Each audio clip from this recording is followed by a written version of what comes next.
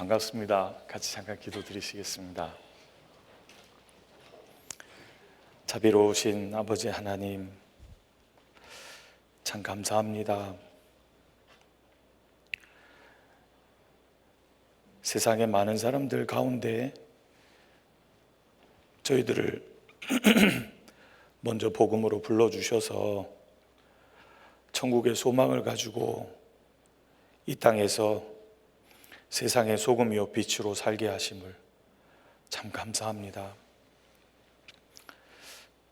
구원받은 이후에도 저희가 홀로 있지 못함을 잘 아셔서 주의 몸된 교회 가운데서 계속된 주님의 은혜와 진리의 말씀으로 양육해 주심도 감사합니다. 특별히 1박 2일의 수도권 신입생 수련회를 갖게 해주셔서 대학 생활을 이제 새롭게 시작하는 신입생들, 그리고 다시 주님 앞에서 새롭게 출발하는 대학생들 모두가 주님의 말씀 앞에 모여서 주의 말씀으로 우리의 영혼을 비추어 보고 주의 뜻에 합당한 삶을 살아가기 위해서 결심하고 다짐하는 귀한 시간을 갖게 해주신 것을 감사합니다. 이 시간은 신앙생활 속에서 또 대학생활 속에서 궁금한 것을 묻고 답을 얻는 시간입니다. 주님, 우리 각 사람의 영혼에 유익이 될 수 있도록 인도해 주옵소서. 저희를 변함없이 사랑하시는 구주 예수님 이름으로 기도드립니다. 아멘. 예, 창세기 보겠습니다. 창세기 49장입니다.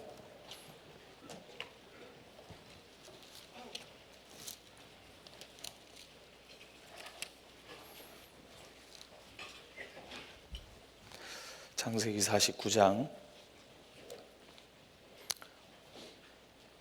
5절에서 7절입니다.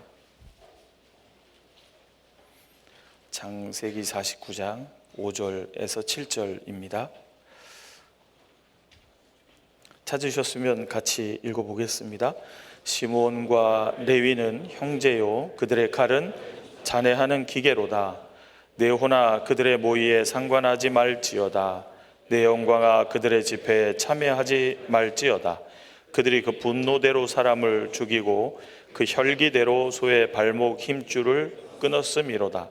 그 노염이 혹독하니 저주를 받을 것이요 분기가 맹렬하니 저주를 받을 것이라. 내가 그들을 야곱 중에서 나누며 이스라엘 중에서 흩으리로다.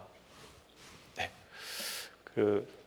질의응답 시간을 갖기 전에요, 먼저 구약 시대 때 하나님을 섬기던 레위 지파에 대해서 같이 좀 생각해 보고 질의응답을 진행해 보겠습니다. 레위 지파가 왜 우리에게 교훈이냐면요, 이 시대에 주를 섬기는 자들이 저희지 않습니까? 너희는 주 그리스도를 섬기느니라. 예수님을 따라가면서 주님을 섬기는 자들입니다. 근데 구약 시대 때 하나님을 직접 가까이에서 섬겼던 지파가 레위 지파입니다. 근데 지금 읽은 장면을 보면 레위 지파가 축복을 받은 것 같아요? 저주를 받은 것 같아요? 네, 저주입니다. 왜 이런 저주가 야곱에 의해서 레위와 후손들에게 내려졌냐면 창세기 34장 사건 때문입니다. 야곱이 외삼촌 라반의 집에서 돌아올 때 형 에서와 극적으로 싸워하면서 너무 좋은 나머지 하나님과 약속했던 베델로 안 올라가고 세겜에서 좀 오랜 기간 살게 됩니다.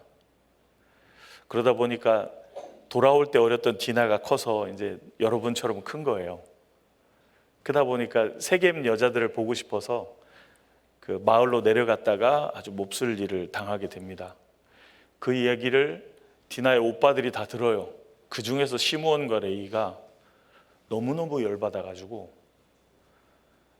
세겜 사람들에게 꾀를 냅니다. 우리는 하나님의 백성이고 할례가 있는 백성이라 할례 없는 사람들에게는 동생을 보낼 수 없다. 그러니 할례를 행하라.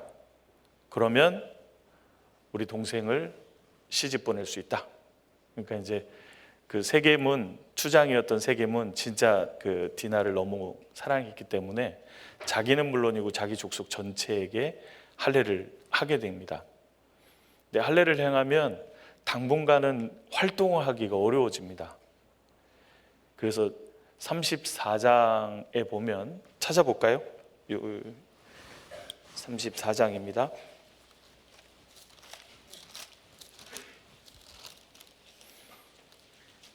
25절에서 29절입니다.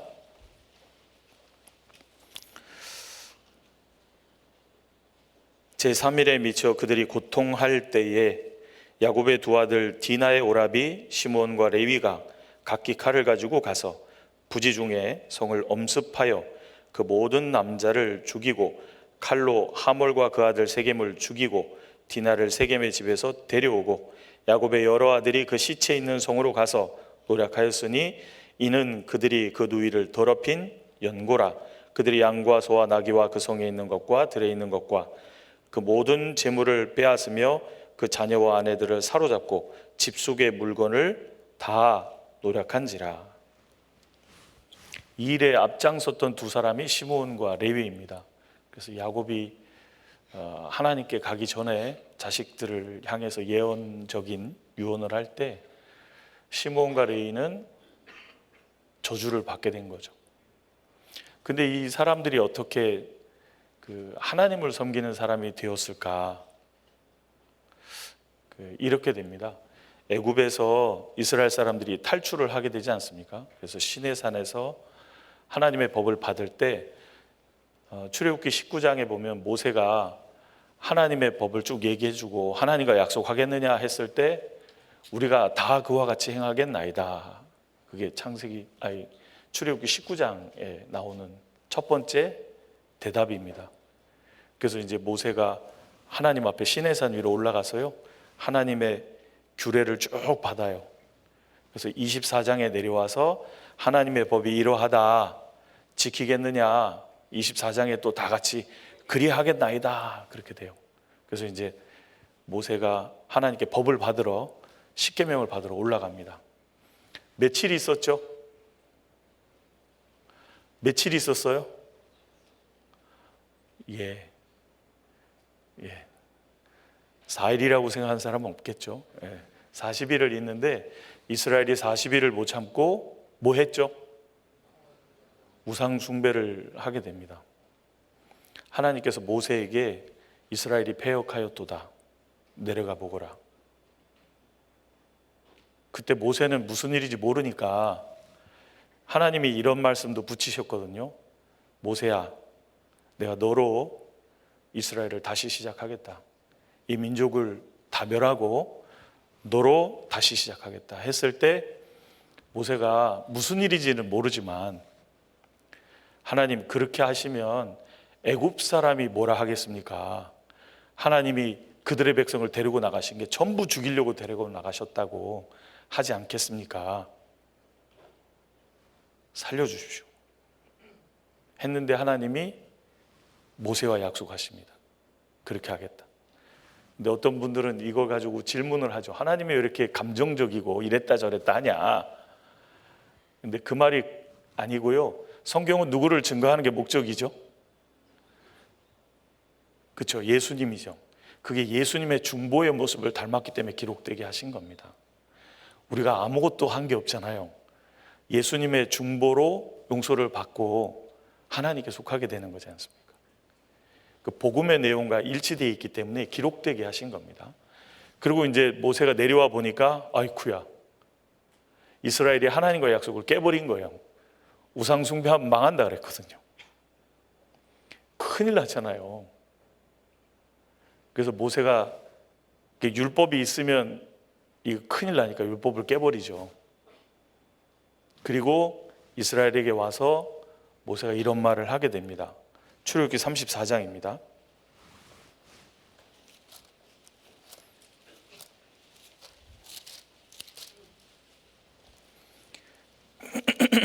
아, 32장입니다. 죄송합니다. 32장 26절.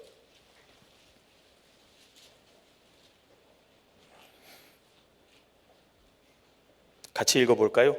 이에 모세가 진문에 서서 가로되 누구든지 여호와의 편에 있는 자는 내게로 나오라 하매 레위 자손이 다 모여 그에게로 오는지라. 진문에 서서 모세가 누구든지 여호와의 편에 섰는 자 나오라 해서 레위 자손이 다 나옵니다. 레위 자손이 왜 나왔을까요? 왜 나왔을까요?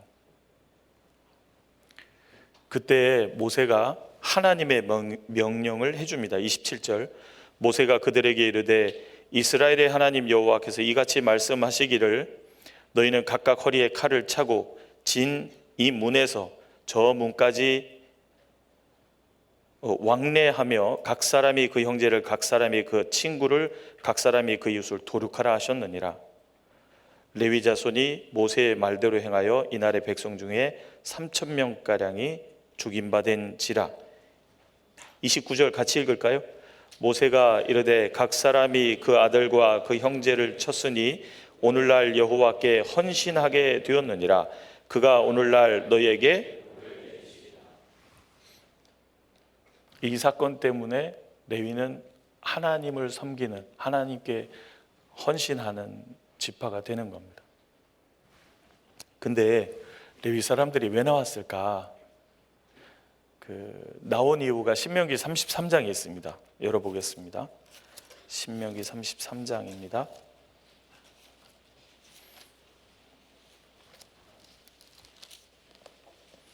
33장 8절 9절입니다.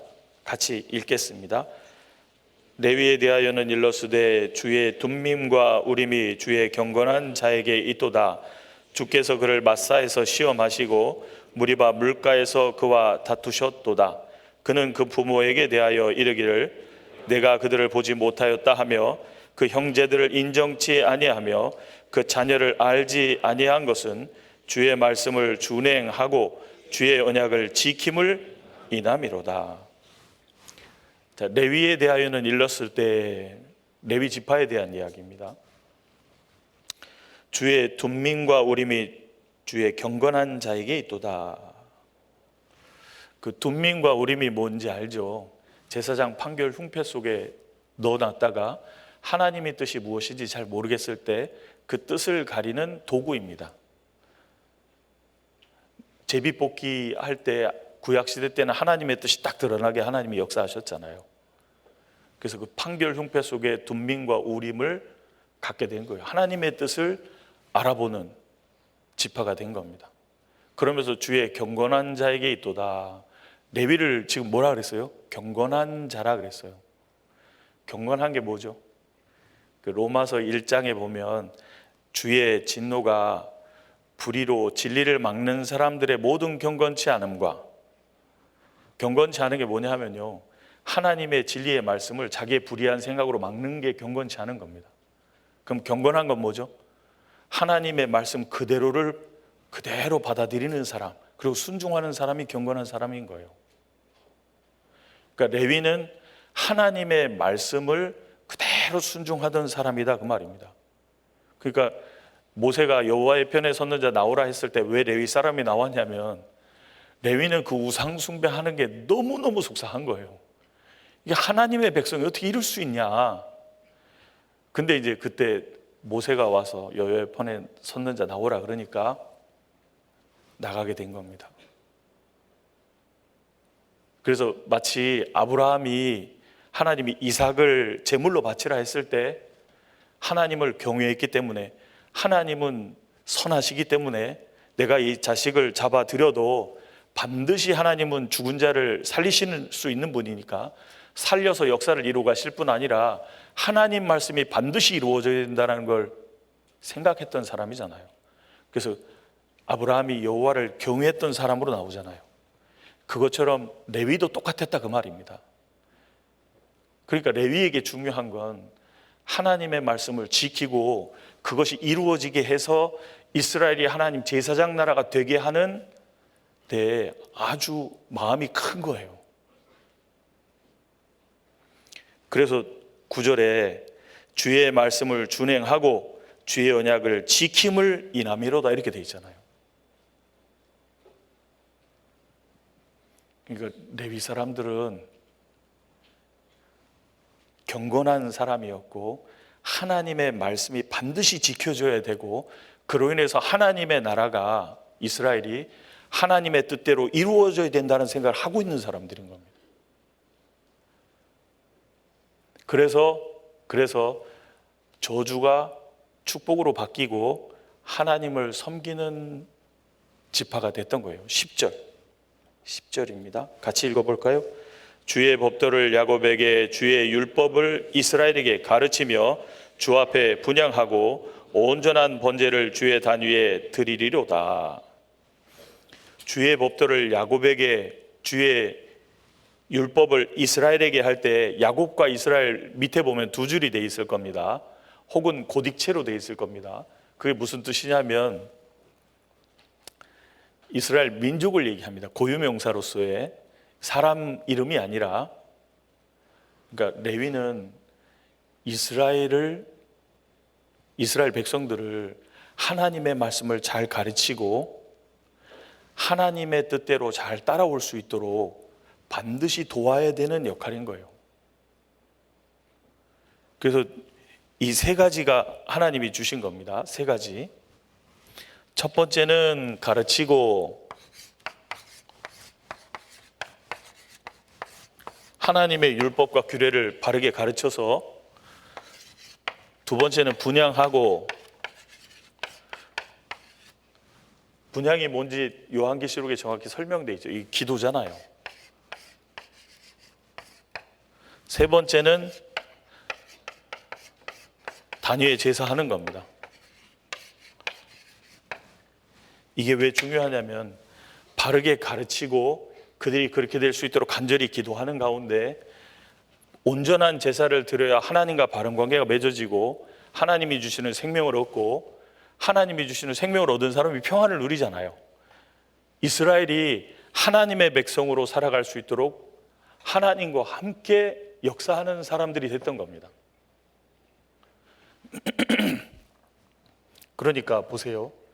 이 레위 사람들이 지금 누구에게 이런 직분이 주어지게 됐냐면 이 시대에 구원받은 성도들이 이 일을 하고 있는 겁니다.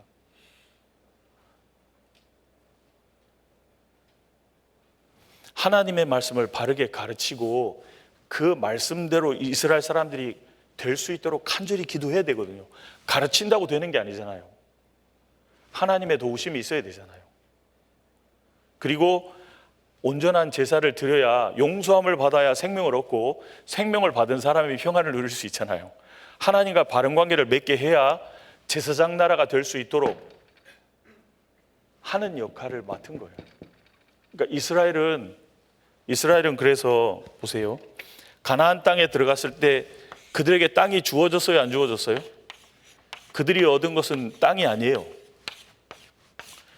그들의 기업은 하나님이었습니다. 레위의 기업, 제사장의 기업은 오직 하나님인 거예요. 무슨 말이냐면 보세요. 이스라엘은 땅을 일궈 가지고 거기서 다 얻어먹는 거잖아요.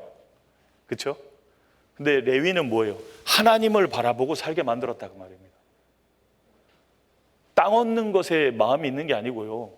하나님의 역사를 보고 하나님의 도움을 구하고 하나님이 역사하시는 민족이 될 수 있도록 바라보고 살게 한 거예요. 레위의 기업은 여호와 하나님이었던 겁니다. 여러분, 우리는 이 땅에서 세상 것을 얻으려고 있는 게 아니고 하나님 바라보고 사는 레위 자손, 하나님을 섬기는 지파인 겁니다. 하나님을 섬기는 사람들인 거예요. 여기 민수기 잠깐 보겠습니다. 민수기 18장 20절.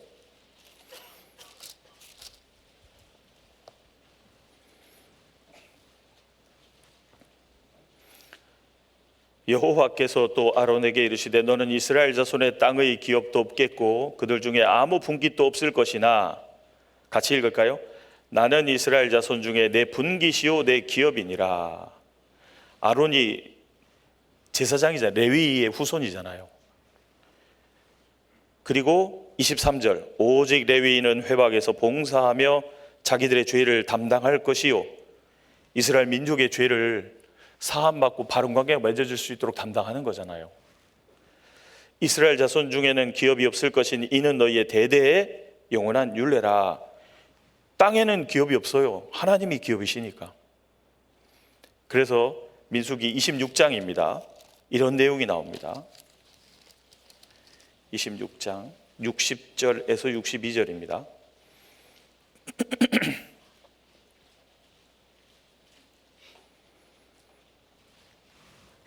같이 읽겠습니다. 아론에게서는 나답과 아비후와 엘르아살과 이다말이 났더니 나답과 아비후는 다른 불을 여호와 앞에 들이다가 죽었더라. 레위인의 1개월 이상으로 계수함을 입은 모든 남자가 23,000명이었더라. 그들은 이스라엘 자손 중에 계수에 들지 아니하였으니 이는 이스라엘 자손 중에서 그들에게 준 기업이, 레위 사람들이 보세요. 이스라엘 사람들을 계수할 때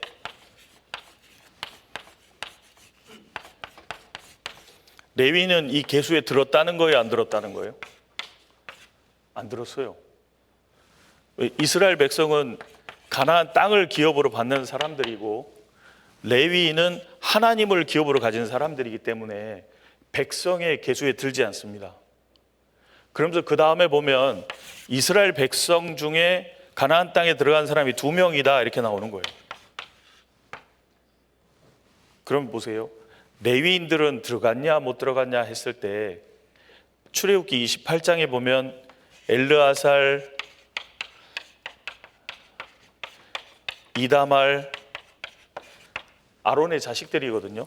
나답과 아비후 4명의 자식이 다 나와요. 근데 2명은 다른 불을 들이다 죽고 엘르아살과 이다말이 여호수아 14장에 가면 이스라엘 지파의 기업을 나눠주는 장면이 나옵니다.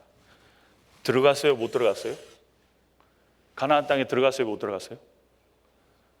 들어갔어요? 못 들어갔어요? 들어갔어요. 근데 왜 수에 안 쳤어요? 백성 중에 안 들어간다 그랬잖아요.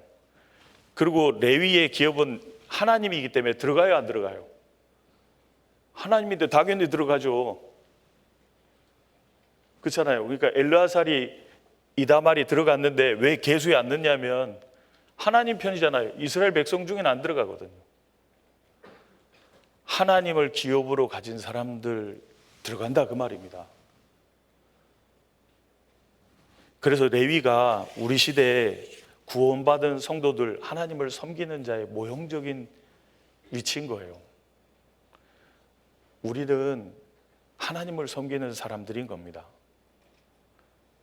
하나님을 섬기는 사람들이 무엇을 직분을 갖고 있는지 기억해야 되는 거예요. 이걸 잘 기억을 못하면요, 이거 안 하면 되지, 저거 안 하면 되지에 신경 쓸 수 있어요. 그게 문제가 아니라 하나님을 기쁘시게 하는 일이 뭐냐, 그게 문제잖아요. 그래서 말라기 시대 때 보면 레위 사람들이 타락해가지고요, 제사 대충 지내가지고 하나님과 바른 관계가 깨져버릴 뿐 아니라 이스라엘에게 문제가 많이 생긴 게 누구 때문이냐, 제일 먼저 경고받고 심판을 경고받은 사람들이 레위 사람들이에요. 너희가 문제가 있다고 말입니다. 그래서 우리는 이 시대에 하나님을 섬기는 사람들이라는 걸 기억할 필요가 있습니다. 내가 대학생인데 그게 문제가 아니고요, 영적 위치가 뭐냐 그거예요. 하나님을 섬기는 사람들이거든요. 레위기 21장 보겠습니다. 그래서 이런 말씀이 나옵니다.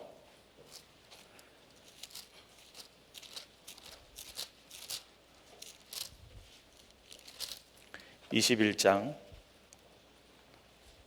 4절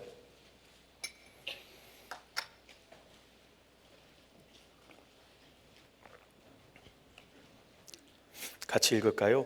제사장은 백성의 어른인즉 스스로 더럽혀 욕되게 하지 말지니라. 제사장은 뭐라 그랬어요? 제사장은 나이가 어려도 백성의 어른이다, 지도자다 그 말입니다. 그러니까 자기 생각대로 아무 생각 없이 감정에 치우쳐서 그런 행동을 하면 안 된다 그거예요. 이 얘기를 왜 했냐면, 제사장들 중에 제사장은 이제 시체를 가까이 하면 안 되는 위치거든요. 그러니까 자기가 아무리 좋아하는 사람이 죽었어도 하나님의 일을 해야 되기 때문에 시체를 가까이 하면 안 돼요. 거기에 감정에 치우쳐서 거기 시체를 가까이 하고 통곡하고 애곡하느라고 하나님의 백성들이 하나님과 관계가 틀어지게 만들면 안 되잖아요. 그 얘기를 하면서 다만 제사장들이 허용되는 건, 자기밖에 아들이 없을 때 부모님 장례를 누가 해줄 수 있겠어요? 자기가 해야 되잖아요. 그럴 때는 할 수 있다. 그리고 시집까지 하는 누이가 죽었을 때는 그 장사를 남편이 없으니까 치러줄 수 없잖아요. 자기가 치러줘야 되잖아요. 그럴 때는 허용된다. 허용되더라도 시체를 가까이 하고 그 장례를 치른 뒤에는 정결하게 하는 일정한 기간을 지난 뒤에 다시 정결 예식 후에 하나님의 일을 복귀하도록 만드신 겁니다. 그러면서 제사장은 어른이기 때문에 감정에 치우치거나 경거망동하거나 자기 생각을 중심으로 행동하는 일은 없어야 된다, 이렇게 얘기한 거예요. 이해되시죠?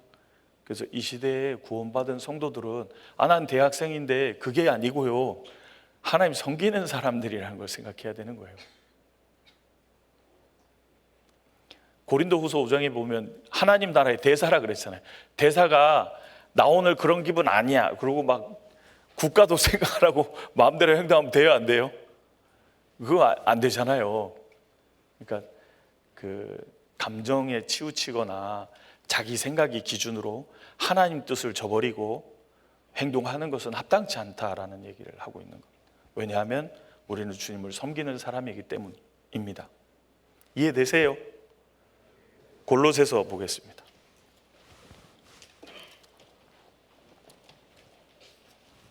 (3장)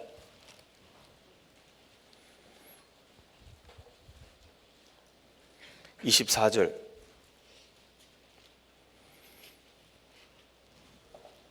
같이 읽을까요?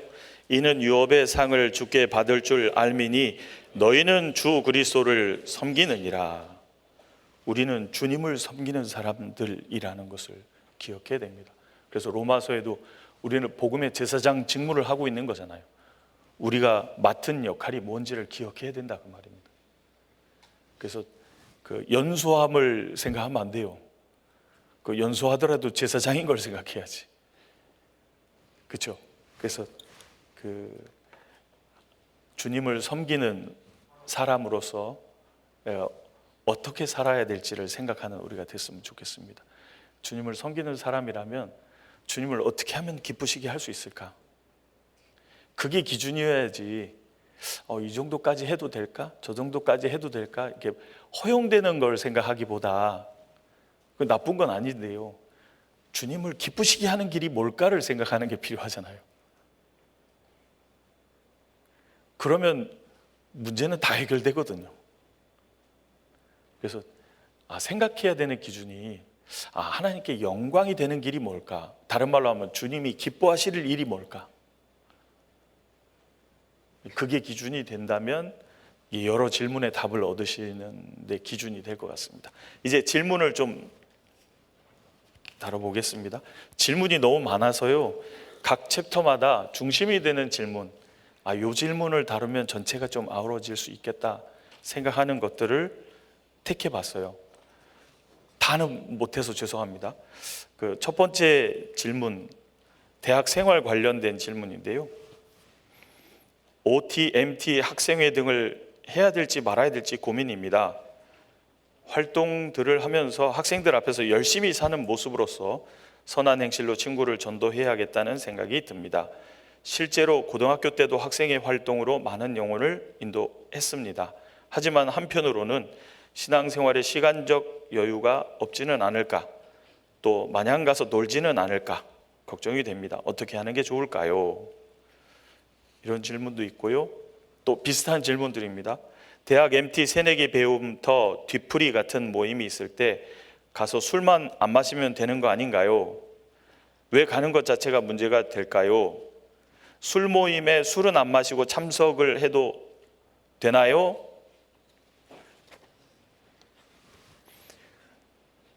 크고 작은 모든 대학 행사 일정을 다 빠지면 친구를 사귀기도 어렵고 전도의 열매를 맺을 수도 없다고 생각합니다. 마음이 어렵습니다. 그리고 질문이 끝났습니다. 예, 그래요. 이 질문을 해주신 분들은 전도에 도움이 좀 될 수 있지 않을까라는 마음에서 이런 질문을 하셨습니다. 좋은 질문이잖아요. OT, MT, 새내기 배움터, 학생회 근데 OT를 가도 누구랑 같이 가는 거예요? MT를 가도 누구랑 같이 가야 되는 거예요? 데살로니가전서 5장 보겠습니다.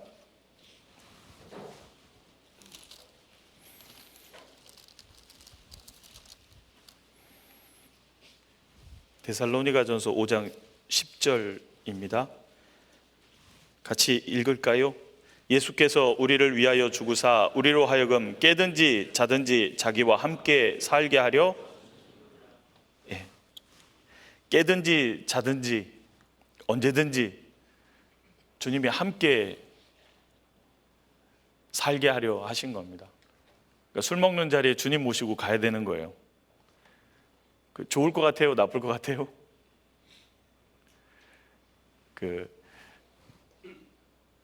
구약 시대에 보면 이스라엘 백성들의 파수꾼 역할을 한 사람들이 주로 선지자들인데요. 선지자들의 삶이 어땠을지를 생각해 보시면 도움이 될 것 같습니다. 이스라엘 멸망을 눈앞에 둔 예레미야가 어떤 삶을 살면서 하나님의 말씀을 이스라엘에게 대언했을까? 그들하고 이스라엘이 우상 숭배하고 잔치하고 이러는 자리에 같이 어울리면서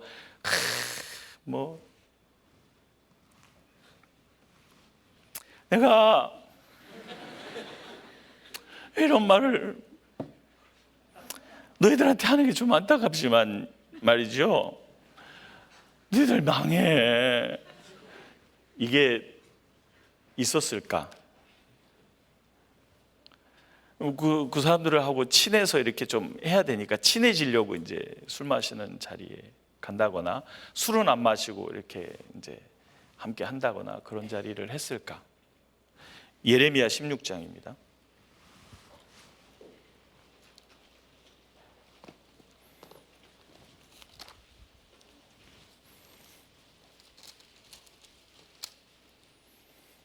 (16장)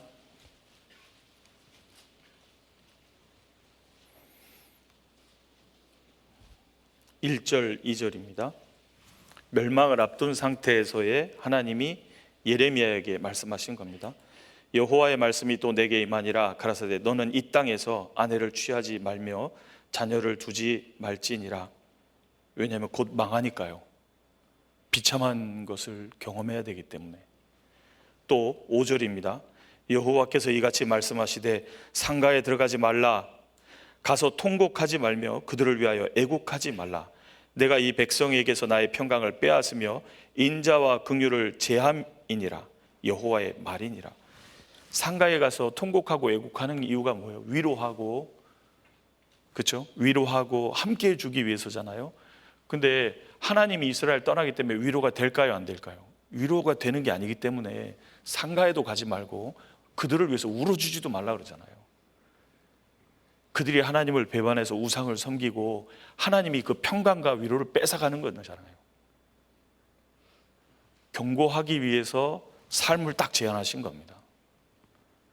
경고하는 사람이 그 삶을 살면서 경고하면 경고가 돼요, 안 돼요? 경고가 안 되잖아요. 또 있습니다. 8절 9절 같이 읽어볼까요? 너는 잔치집에 들어가서 그들과 함께 앉아 먹거나 마시지 말라. 만군의 여호와 이스라엘의 하나님이 이같이 말하노라.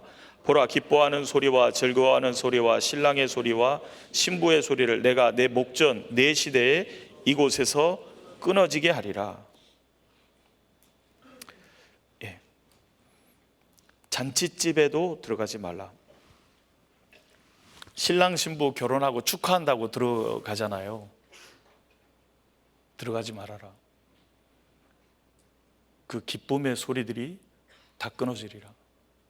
그러면서 이제 삶을 딱 제한해서요 경고를 하는 거예요. 왜냐하면 에스겔에 보면 두 차례 파수꾼이라고 말씀하시는데요, 파수꾼은 나팔을 분명하게 불어야 되거든요.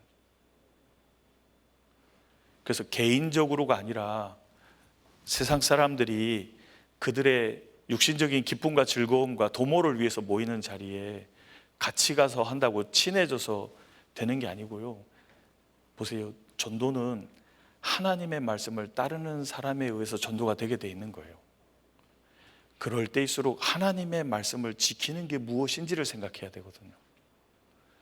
내가 친구들하고 친해지면 전도가 되는데 도움이 될 수 있어요. 친하여 믿으려니라는 말이 있으니까. 근데 그 친한 것도 하나님의 말씀을 따라 살아가면서 친해지는 걸 얘기하는 겁니다. 그러니까 그냥 육신적인 방법으로 무조건 친해진다고 전도가 되는 게 아니라니까요. 바울이 육신적인 방법으로 그 사람들하고 친해져 가지고 전도가 된 게 아니거든요. 왜 하나님이 바울을 그렇게 귀하게 쓰실 수 있었냐면, 바울은 어떤 순간에도 하나님의 말씀을 따라서 살잖아요. 하나님의 말씀을 따라서 진정으로 그 이뤄진 영혼들을 불쌍히 여겼기 때문에 분명한 삶의 모습을 가지고 살면서 경고했고 그들이 하나님께 돌아올 수 있도록 했다, 그 말입니다. 그러니까 하나님이 우리를 쓰실 수 있는 아주 중요한 것은 신명기 4장에 있는 것처럼 하나님의 말씀을 지키는 것이 지혜와 지식이 되는 거예요. 하나님의 말씀을 지키는 게 뭐냐? 하나님도 없고 이 땅도 죽으면 끝이고, 그래서 육신의 쾌락을 위해서 먹고 마시는 사람들 그 단체 생활하는 데 들어가서 그냥 단순히 친해지는 게 방법이 아니다라는 말입니다. 그래서 이럴 때일수록 더 분명하게 어제 말씀 배운 것처럼 구별된 삶을 살아가면서 내가 어디를 향해 살아가는지 말만 할 뿐 아니라 삶을 거기다 딱 맞춰서 얘기할 때 진짜 그것을 궁금해하고 그것을 원해서 알아보기를 원하는 사람들하고 친해지는 거예요. 근데 그것을 원하지 않는 사람들하고는 친해질 수가 없거든요. 그래서 그 MT나 OT나 이런 학생회 활동이나 이런 데 가서요, 그 시간을 그렇게 이제 열매 없는 일에 참여하는 일에 보내면 합당하지 않을 겁니다. 에베소서 보겠습니다.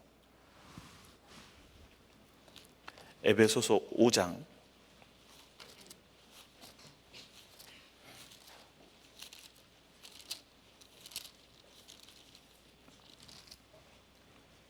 8절입니다. 8절 9절 같이 읽을까요? 너희가 전에는 어두움이더니 이제는 주 안에서 빛이라. 빛의 자녀들처럼 행하라. 빛의 열매는 모든 착함과 의로움과 진실함에 있느니라. 너희가 전에는 어두움이더니, 그렇습니다. 저희가 어두움이었습니다. 마귀의 권세 아래 있었고 운명이 지옥이었잖아요. 근데 그리스도 예수 안에서 이제는 주 안에서 빛이라. 구원받은 성도는 이제 빛의 자녀들처럼 살아가야 되거든요. 그래서 빛 가운데 살아가야 되는데, 빛 가운데 살라라는 다른 말이 주님을 기쁘시게 하는 삶이 빛 가운데 살아가는 삶이거든요. 이게 주님이 기뻐하실 일이냐를 생각해야 되거든요. 그래서 여기 보시면 11절 같이 읽을까요?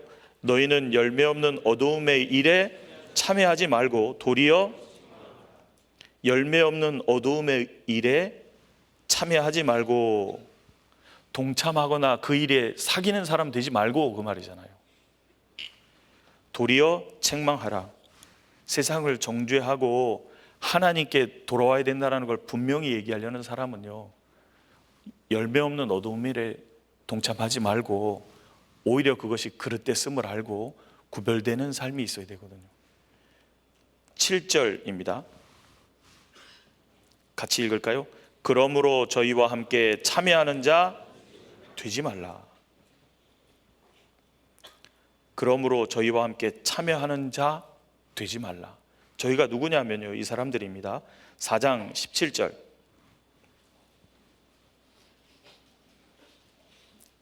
그러므로 내가 이것을 말하며 주 안에서 증거하노니 이제부터는 이방인의 그 마음에 허망한 것으로 행함같이 너희는 행하지 말라. 이방인들은 하나님도 없고 이 세상이 영혼도 없고 내세가 없다고 생각하니까 허망한 일을 하면서 살잖아요. 허망하다는 게 뭐냐 하면 열매 없는 일이다, 그 말입니다. 다 무의로 돌아가는 일인 거예요. 18절. 저희 총명이 어두워지고 많이 배웠는데 하나님 계신 것부터 모르니까 어리석잖아요.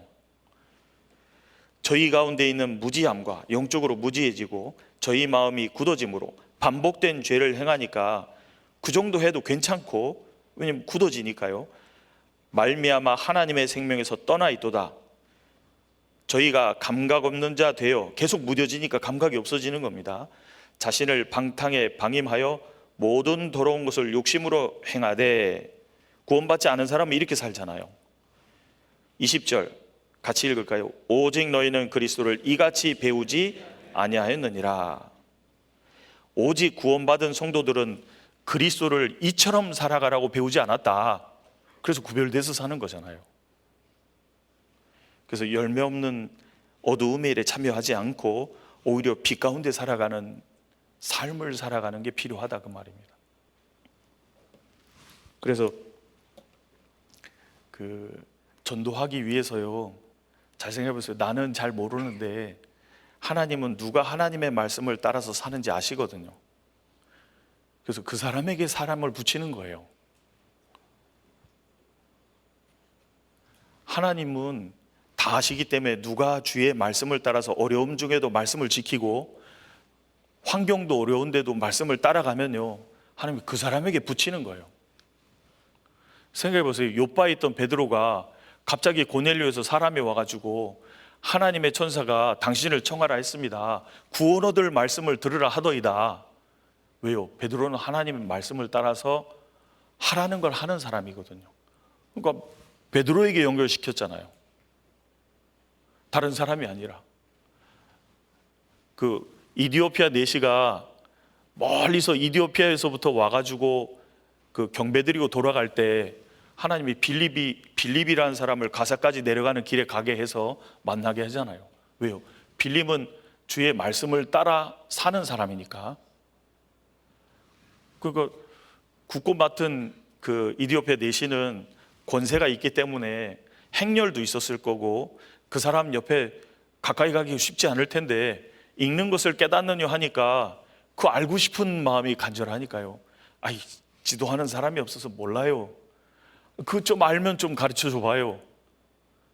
빌립이 올라가서 이사야 53장을 쫙 풀어주잖아요. 그러니까 주님이 누구를 통해서 역사하시냐면 친한 친구를 만드는 사람을 통해서 역사하시는 게 아니고요, 키가 하나님이 역사하실 수 있는 순종이 있는지를 보는 거거든요. 그 사람에게 주님이 성령과 능력으로 하나님의 일을 할 수 있게 하는 거거든요. 그러니까 생각해 보세요. 똑같이 전화하고 똑같이 접촉하는데 누구는 영혼을 잘 이끌어. 똑같이 전화하고 똑같이 접촉하는 것 같은데, 신기하잖아요. 똑같이 하는 것 같은데 근데 달라요. 주님이 누구를 통해서 일하는지를 보십시오. 공통점은 말씀을 중심으로 그 말씀을 따라서 살아가는 사람인 겁니다. 순종하는 사람 통해서 역사하시는 거예요. 그리고 주님의 판단을 믿는 거예요. 주님이 이유가 있으실 거다. 주님의 판단은 선하고 의로우시니까 그걸 믿고 주님의 뜻을 따라 살아가는 그 사람을 통해서 일하시거든요. 그러니까 주님께 쓰임 받기 위해서 키는 적극적으로 친구를 만드는 거, 그것도 나쁜 건 아니지만 그보다 더 중요한 키는 주님의 뜻을 따르는 거예요. 말씀을 따라 살고 주님을 기쁘시게 하는 일에 마음과 뜻을 넣고 적극적으로 살아갈 때 주님이 그 사람을 쓰시는 거거든요. 그리고 세상 사람들은 하나님이 없다고 생각하니까 그 기준으로 살잖아요. 그렇죠? 그 사람들하고 대화하면 대화가 될까요? 그 잘 안 돼요. 그러니까 개인적으로는 그 얘기할 수는 있죠. 전도하기 위해서. 근데 무리가 그렇게 쫙 밀려가는 데 들어가서 그렇게 친해지고 사람을 만나고 그러는 건 아닙니다. 그러니 오히려 그럴 때일수록 열매 없는 어둠에 참여하지 말고 주님을 기쁘시게 하는 삶을 어떻게 하면 공급받는 데 시간 쓰고, 그리고 자기의 행할 일을 최선을 다해서 하는 일을 힘을 쓰는 게 필요할 것 같습니다. 그래서 그게 어떻게 보면 좋은 것 같은데, 주님하고 함께 가면 그 자리를 주님이 기뻐하실까? 내가 그 자리에서 함께 있는 걸 주님이 기뻐하실까를 생각하시면 도움이 되실 것 같습니다. 그래서 그 구약 시대에 선지자로서의 역할을 살았던 사람들은 파수꾼으로서의 삶이기 때문에 삶을 분명히 했죠. 에스겔 찾아보겠습니다. 3장 17절.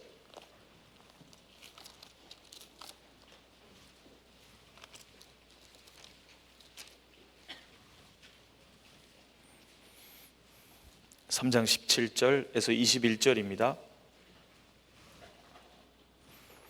인자야, 내가 너를 이스라엘 족속의 파수꾼으로 세웠으니 너는 내 입의 말을 듣고 나를 대신하여 그들을 깨우치라. 가령 내가 악인에게 말하기를 너는 꼭 죽으리라 할 때 내가 깨우치지 아니하거나 말로 악인에게 일러서 그 악한 길을 떠나 생명을 구원케 하지 아니하면 그 악인은 그 죄악 중에서 죽으려니와 내가 그 피값을 너의 손에서 찾을 것이고, 내가 악인을 깨우치되 그가 그 악한 마음과 악한 행위에서 돌이키지 아니하면 그는 그 죄악 중에서 죽으려니와 너는 너의 생명을 보존하리라. 또 의인이 그 의에서 돌이켜 악을 행할 때에는 이미 행한 그 의는 기억할 바 아니라 내가 그 앞에 거치는 것을 두면 그가 죽을지니 이는 내가 그를 깨우치지 않음이라. 그가 그 죄 중에서 죽으려니와 그 피값은 내가 내 손에서 찾으리라. 그러나 내가 그 의인을 깨우쳐 범죄치 않게 함으로 그가 범죄치 아니하면 정령 살리니 이는 깨우침을 받음이며 너도 내 영혼을 보존하리라. 적극적으로 파수꾼의 역할을, 분명한 나팔을 불어줘야 된다, 그 말이잖아요. 그리고 33장입니다. 또 반복적으로 또 얘기하십니다.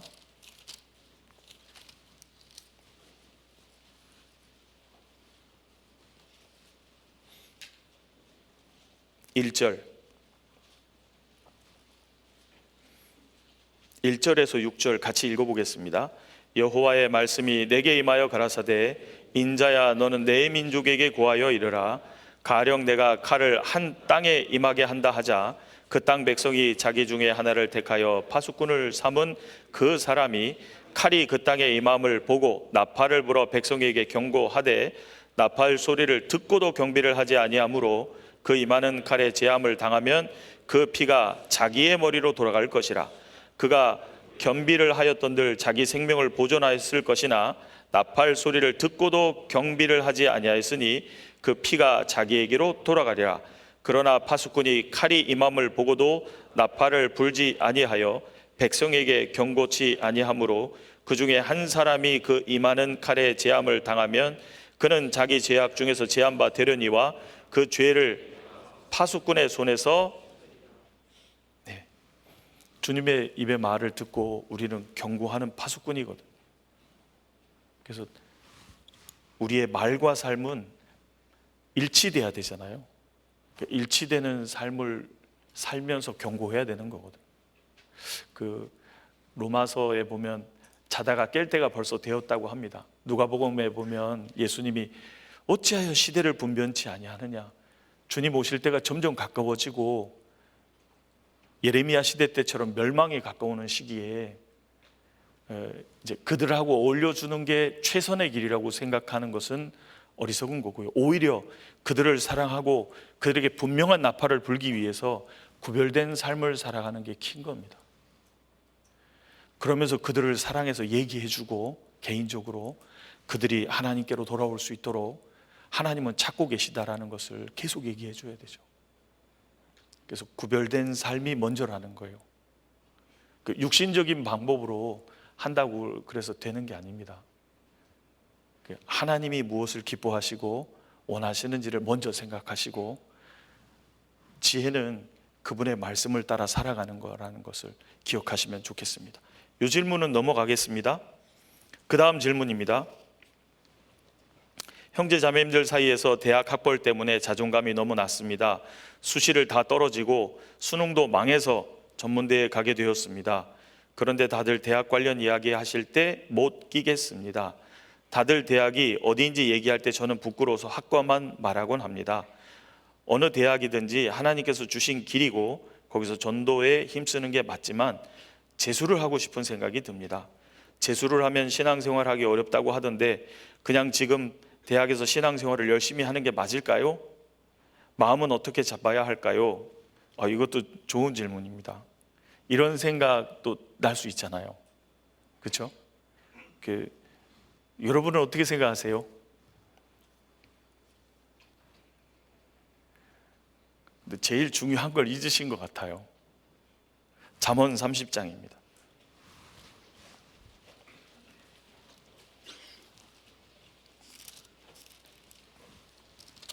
잠언 30장 1절에서 3절입니다.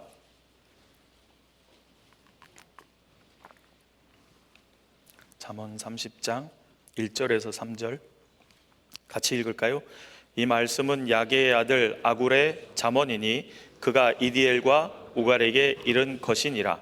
나는 다른 사람에게 비하면 짐승이라. 내게는 사람의 총명이 있지 아니하니라. 나는 지혜를 배우지 못하였고 또 거룩하신 자를 아는 지식이 없거니와. 야게의 아들 아굴의 잠언입니다. 나나주에 보면 경고라고도 되어 있습니다. 아굴이라는 사람이 이디엘과 우갈에게 말해준 잠언이랍니다. 그러면서 이제 2절에 나는 다른 사람에게 비하면 짐승이라. 내게는 사람의 총명이 있지 아니하니라. 무슨 말이냐면요, 다른 사람에 비해서 나는 무식하다 그 말입니다.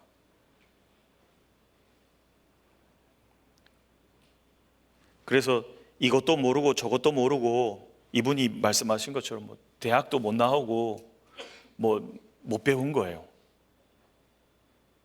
근데 이 아굴이 가장 중요하게 여기는 게 뭔지를 보십시오. 가장 중요한 게 뭘까요? 4절 같이 읽을까요? 하늘에 올라갔다가 내려온 자가 누구인지, 바람을 그 장중에 모은 자가 누구인지, 물을 옷에 싼 자가 누구인지, 땅의 모든 끝을 정한 자가 누구인지, 그 이름이 무엇인지, 그 아들의 이름이 무엇인지 너는 아느냐? 아굴이 지금 가장 중요한 걸 얘기했는데요, 그게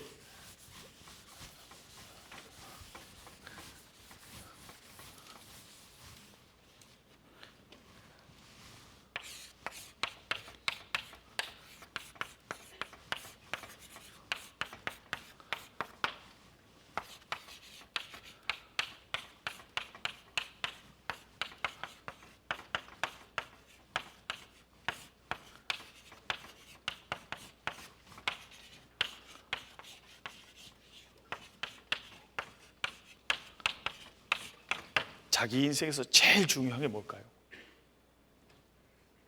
어느 대학 나왔냐? 아니에요. 그거는 사람들끼리 구별하면서 얘기하는 거죠. 그 얘기 아세요? 하버드 대학의 어떤 유명한 박사님이 아프리카에 이제 자원봉사를 갔대요. 아프리카 오지에 자원봉사를 갔는데 이제 서로 만나서 인사할 때 이분은 하버드 대학의 무슨 박사님입니다. 그랬더니 아프리카 사람들이 하버드가 뭐예요? 박사가 뭐예요? 공부를 많이 하신 분이에요. 그래요? 이분이 궁금한 거, 이름이 뭐예요? 그 사람이 누군지를 아는 게 중요하지 그 사람이 뭐 배웠는지 그 중요하지 않다 그 말입니다. 그러면서 그 일을 겪은 그 박사가 쓴 글이 있는데요, 이 아프리카 사람들은 하나님이 사람을 보는 방식대로 보는 것 같다. 하나님이 사람을 뭘로 볼까요? 어느 대학 나왔냐? 무슨 과를 전공했냐? 아니에요. 이거 이게 얼마나 중요한데요. 나는 배운 게 없다, 아는 것도 없지만 나는 성삼위일체 하나님을 안다. 여기 보세요. 하나님을 안다. 하나님에 대해서 안다가 아니에요. 차이가 있죠. 누구누구에 대해서 아는 거는 다 알 수 있어요. 근데 문제는 그분과 관계가 이루어졌냐가 문제죠. 복음에 대해서 말하는 사람들은 맞지만 복음이 실제로 그 사람에게 생명이 돼서 하나님의 자녀 되는 게 중요한 거잖아요. 아굴은 하늘에 올라갔다가 내려온 자가 누구인지, 왕래하시는 분이 예수님이잖아요.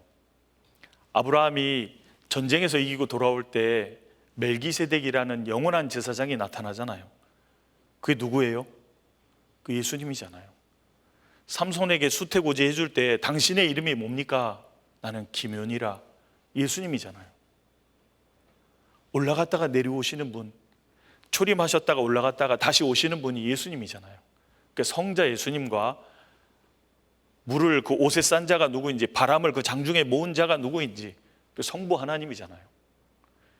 그 이름이 무엇인지, 그 아들의 이름이 무엇인지 성자 예수님이잖아요. 너는 아느냐? 아굴은 이걸 제일 중요하게 여긴 겁니다. 실제인 거예요. 이게 제일 중요한 겁니다. 그래서 야고보서 1장에 보면 낮은 형제는 자기의 높아짐을 자랑하고, 그게 무슨 말이냐면 세상적으로 낮은 형제들, 배운 게 없고 가진 것도 없지만 구원받은 성도는요, 자기가 얼마나 존귀한 존재인지 알고 높아지잖아요. 하나님의 말씀대로. 근데 부한 형제는, 세상 것이 많은 형제는 자기의 낮아짐을 자랑할지니라 그랬거든요. 그 낮아지는 게 뭐예요? 아, 이게 아무것도 아니구나. 그리고 마음이 겸손하게 낮아지잖아요. 그리스도인의 자랑은 세상 것하고 아무 관계없다 그 말입니다. 세상 게 없어지면 슬퍼질 거 아니에요. 그러면 주님이 주시는 기쁨이나 평안은 그런 거와 상관없는 거예요.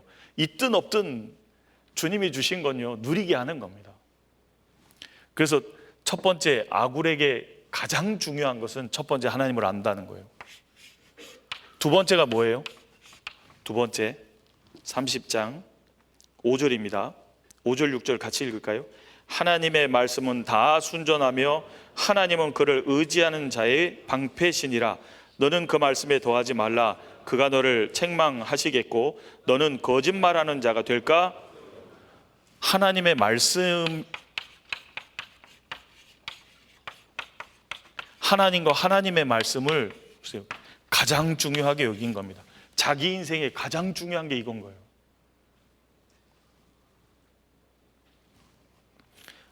그러면서 하나님이 계신 걸 알았죠. 하나님의 진리의 말씀이 있는 걸 알았잖아요. 그러니까 이 아굴은 그 다음에 나온 행동이 뭐냐면 하나님께 간구하는 겁니다. 왜 간구했을까요? 하나님이 계시고 하나님의 진리의 말씀, 하나님의 뜻이 분명히 있기 때문에 그 뜻을 따라 살아가려다 보니까 하나님, 저 이렇게 살 수 있도록 도와주세요. 왜요? 결심이 있다고 그걸 살아갈 수 있는 게 아니거든요. 결심과 의지가 있으면 살 수 있는 게 아니라니까요. 주의 도우심 없이 못 살아요. 그러니까 공급을 잘 받아야 되는 거잖아요. 그러다 보니까 아굴은 간절히 기도했던 겁니다. 하나님, 저에게 이것 좀 제발 도와주세요. 허탄과 거짓말을 멀어지게 해주시고 나를 부하게도 마옵시고 가난하게도 말아주십시오. 왜? 하나님을 영화롭게 하기 위해서. 부하면 내가 교만해져서 하나님 모른다고 할까봐, 또 가난해지면 배고파가지고 못된 짓 하다가 하나님 이름에 먹칠할까봐 하나님을 영화롭게 하는데 내가 이렇게 살 수 있도록 도와주세요. 간절히 기도하잖아요. 기도한다는 건 뭐예요? 하나님과 사귐이 있었다는 거잖아요. 기도는 하나님과 대화입니다. 대화예요. 혼자 독백이 아니잖아요. 사귐을 가졌다는 거예요. 교통했죠. 교통이 있다 보니까 그 다음부터 보세요. 아굴은 하나님과 하나님의 말씀을 기준으로 인생을 배웠기 때문에 다양한 내용을 다 깨닫게 됩니다. 이거 보세요. 11절. 아비를 저주하며 어미를 축복하지 아니하는 무리가 있느니라. 불효하는 무리도 있고. 12절. 스스로 깨끗한 자로 여기면서 오히려 그 더러운 것을 씻지 않은 무리가 있느니라. 거짓 착한치 않은 위선하는 무리도 있고, 13절 눈이 심히 높으며 그 눈꺼풀이 높이 들린 교만한 무리가 있느니라. 14절 암리는 장군 같고 어금니는 군도 같아서 가난한 자를 땅에서 삼키며 궁핍한 자를 사람 중에서 삼키는 이 욕심이 지나치게 있는 무리도 있더라. 자, 이런 무리 보면서 어떻게 한 걸까요? 닮아갔을까요? 구별됐을까요? 구별돼 가는 겁니다. 안 닮는 거예요. 그러니까 아굴은 사람들을 기준 삼아서 산 게 아니에요. 사람들이 말하는 가치관을 기준 삼아서 산 게 아니라고요. 오직 하나님과 그의 말씀으로 자기 영을 비춰보면서 배워갔던 겁니다. 그러니까 이런 내용이 기록된 거예요. 인생에서 제일 중요한 게 뭘까요? 하나님을 아십니까예요. 그리고 그분의 말씀이 무엇인지를 아십니까? 대학이 어디입니까? 이게 중요한 게 아니라니까요. 그걸 중요시 여기는 건 육신의 생각이에요. 그 육신 생각이잖아요. 세상 얘기잖아요. 세상 얘기. 그렇죠? 하나님도 없고 진리도 있지 않다고 생각하는 사람들이 그런 거 가지고 얘기하잖아요. 그리스도인들은 뭘까요? 그리스도인들은 그렇지 않아요. 육신의 일을 생각하는 자는 육신의 일을, 영의 일을 생각하는 자는 영의 일을 생각하나니 육신의 생각은 사망이요 영의 생각은 생명과 평안이니라. 그 죽은 생각이라니까요. 그런 생각이 중요하지 않다고요. 하나님 뜻이 중요하지. 그러니까 이분 그 말씀하신 내용을 보면 대학이 중요한 게 아니라니까요. 대학에 진리가 있는 것도 아니고, 공부하는 건 좋지만 공부를 왜 하는 거예요?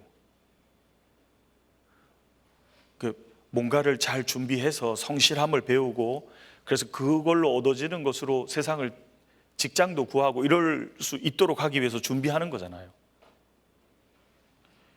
그게 중요한 가치가 아니다 그 말입니다. 중요한 가치는 아굴의 잠언이 얘기해 주잖아요. 그래서 보세요. 1800년대에 2억 명을 대상으로 전도했던 D.L. 무디는 초등학교 중퇴예요. 물론 그런 분만 있었던 게 아니라 바울 같은 분도 계시지만 주님께 누구든지 쓰임 받을 수 있다 그 말입니다. 저는 안 좋은 대학을 나와서요. 그럼 베드로가 뭐라 그럴까요? 난 대학이 뭔지도 모르는데. 전 초등학교밖에 못 나와서. 존 버녀는 초등학교 중퇴입니다. 졸업을 못했다고 나오더라고요. 근데 당시에 최고의 지성이라는 존 오웨인이라는 사람이 가장 부러워했던 게 존 버녀의 역사입니다. 설교만 하면 하나님의 역사가 나타나는 거예요. 저걸 얻을 수만 있으면 자기 모든 거 다 주고 바꾸고 싶다 그랬잖아요. 스펄전도 고등학교 졸업하고 목회를 시작했기 때문에 대학을 나온 적이 없거든요. 사람들에게 공격을 너무 많이 받았잖아요. 오죽하면 스펄전도 대학을 가야 될까 고민을 많이 했잖아요. 그러다 예레미야 말씀으로 너를 위해서 대사를 경영하지 말라. 하나님이 주신 사명이 있는데 그거 하는데 힘쓰면 되지. 그게 뭐 중요하냐. 그리고 대학 안 가고 목회에 힘썼잖아요. 그게 중요하지 않다니까요. 그리고 예수님이 제자들을 삼을 때 학문 없는 범인이 베드로, 안드레, 야고보, 요한, 세상 사람들이 미워하는 세관에 앉은 마태, 볼품없는 사람들이거든요. 그게 중요한 게 아니에요. 문제는 이 질문한 형제님이 주님께 사로잡혀서 쓰임받을 마음을 가지시는 게 더 중요한 거예요. 그러면 누구든지 주님은 쓰실 수 있는 거예요. 똑똑한 바울 같은 사람도 쓰셨지만, 그렇죠? 반면에 쓰임받은 사람 중에요, 학문 없는 범인, 세상 사람들이 쳐다보지 않는 위치의 사람들도 많다 그 말입니다. 그러니까 나는 배움이 없어서 주님께 쓰임 못 받아요. 그러면 그 믿음의 선진들이 뭐라 그럴 거예요? 나는 대학이 뭔지 모르는데, 나는 초등학교 중퇴인데, 난 초등학교 졸업인데, 나 대학 못 나왔는데. 거기에 사로잡히지 마세요. 거기에 사로잡히면 누가 좋아할 것 같아요? 주님이 좋아하실까요? 마귀가 좋아할까요? 마귀가 좋아하는 일을 계속 생각하실 거예요. 거기서 나와요. 거기서 나오시라고. 엘리야가 동굴에 숨잖아요. 나만 남았는데 차라리 죽여주세요. 나 못 나가요. 하나님이 계속 얘기하시고 나오라는 거였잖아요. 나오라. 그 동굴이 무슨 동굴인지 아시죠? 자기 생각의 동굴이거든요. 나와요. 대학교 청년 때 시절에는요, 자기 생각이라는 동굴에 갇힐 수 있거든요. 나가면요, 하나님의 판단과 생각은 너무 넓어요. 상상도 못 한다니까요. 그게 중요한 거예요. 하나님의 뜻과 하나님의 계획이 중요한 거예요. 하나님께 사로잡히는 게 더 중요한 겁니다. 얼마든지 이분도 주님께 쓰임 받을 수 있어요. 그런 육신의 생각에 마음을 뺏기지 않으셨으면 좋겠습니다. 이 질문도 넘어가겠습니다. 그 다음 질문입니다. 자꾸만 남에게 보여지는 신앙생활을 하게 될 때 마음을 어떻게 다잡을 수 있을까요? 신앙생활은 나와 하나님의 1:1 관계라는 것을 머리로는 너무 잘 알고 있지만 자꾸 마음속으로는 누군가 알아줬으면 좋겠고 남에게 보이기 위한 신앙생활을 하곤 합니다. 이런 제가 답답한데 마음이 자주 그런 쪽으로 향합니다. 어떻게 하면 이런 마음에서 저를 지킬 수 있을까요? 이것도 참 좋은 질문이에요. 이런 마음이 많이 올라오지 않아요? 여러분 대답을 안 하시면 저만 올라오는 사람이 되는 겁니다. 이런 마음하고 싸우는 시기셔요. 여러분 신앙생활은 싸움이잖아요.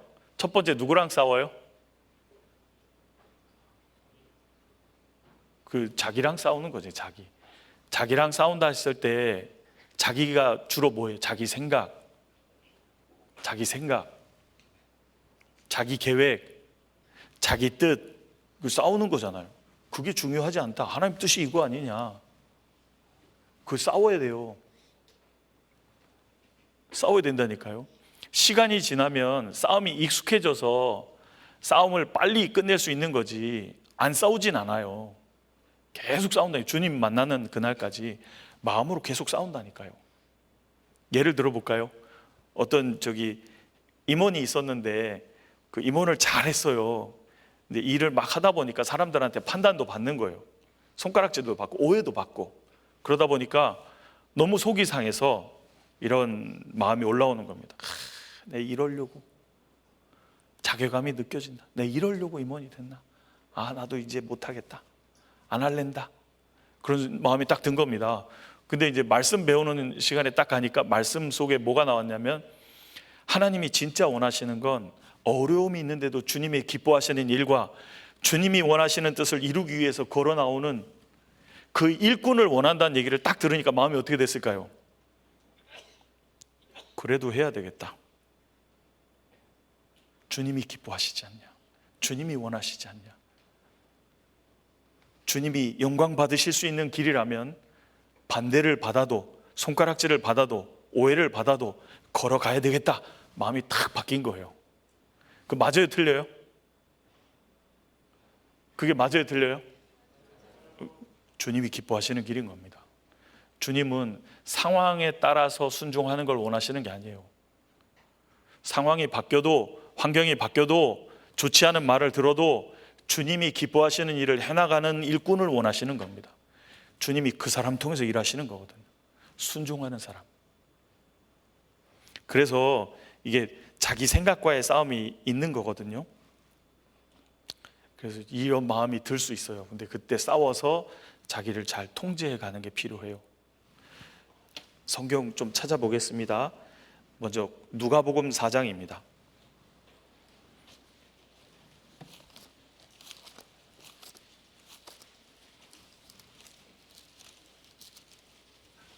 (4장) 24절에서 27절입니다.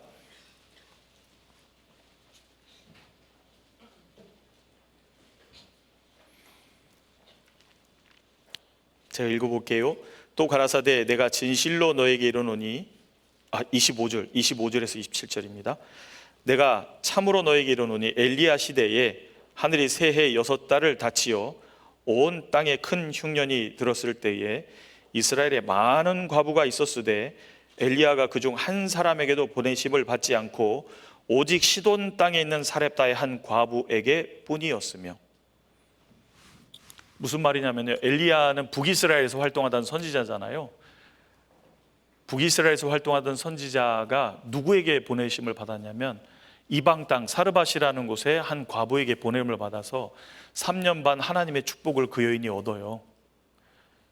근데 왜 그 여인만 얻었느냐, 그 얘기를 하시는 거예요. 아니, 이스라엘 땅에 하나님을 섬긴다라는 모습을 가진 사람들이 얼마나 많아요. 근데 왜 사르밧 과부에게만 하나님이 엘리야를 보내서 하나님의 은총으로 입게 했을까요? 실제로 하나님을 바라보고 있는 사람은 사르밧 여인 하나였던 겁니다. 그러니까 다른 사람들은 뭐예요? 다 남이 보기에 그렇게 보이는 신앙이었던 거예요. 진짜 주님을 보는 게 아니었다, 그 말입니다. 그러니까 다른 사람 볼 때는 신앙 좋으시네요 막 하는데 엉뚱하게 저기 사르밧 과부만 하나님의 은총을 입은 거예요. 왜? 그 사람 보기에 하는 거지 하나님 보고 있는 게 아니다, 그 말이에요. 이렇게 되면 안 되잖아요. 하나님, 우리 주님과 아무 관계없게 이렇게 될 수도 있다니까요. 신앙생활은 주님 앞에서 하는 겁니다. 그렇잖아요. 주님 앞에서 하는 거지 사람 누구 보라고 하는 게 아니에요. 물론 주님 앞에서 하다 보면 사람들이 좋아해 줄 수는 있어요. 근데 목적이 사람들이 좋아해 주는 거면 안 된다, 그 말입니다. 그래서 주님 앞에서 하는 거거든요. 주님을 사랑하기 때문에 주님이 원하시는 뜻을 따라서 섬기는 거거든요. 그 다음에 보세요. 27절. 또 선지자 엘리사 때에 이스라엘에 많은 문둥이가 있었으되 그 중에 한 사람에게도 깨끗함을 얻지 못하고 한 사람도 깨끗함을 얻지 못하고 오직 수리아 사람 나아만 뿐이니라. 이 나아만은요, 하나님의 은총을 받을 수 있는 사람이 아니었어요. 근데 어떻게 은총을 받을 수 있게 되냐면 전쟁통에 잡아온 히브리 계집아이가 사마리아에 가면 하나님의 선지자가 있는데 그분 앞에 가면 하나님의 은총을 받으실 텐데요. 하나님의 역사가 나타나는 분이니까. 이 계집아이는요, 자기가 늘 알고 있던 걸 그냥 담백하게 얘기한 겁니다. 우리 주인이요, 사마리아에 가면 문둥병이 반드시 날 수 있답니다. 뭐 이렇게 아주 진지하게 얘기한 게 아니고요, 그냥 너무 평범하게 자기가 알고 있는 게 밖으로 나온 거예요. 근데 그 얘기를 듣고 적군인데도 불구하고 사마리아를 가잖아요.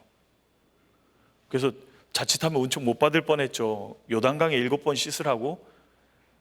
요단강 별로 깨끗하지도 않은 강인데, 요단강이 깨끗해서 낫는 게 아니라 하나님 말씀을 순종하면 낫는 건데, 그걸 모르고 돌아가려고 하니까 신하가 조언을 하잖아요.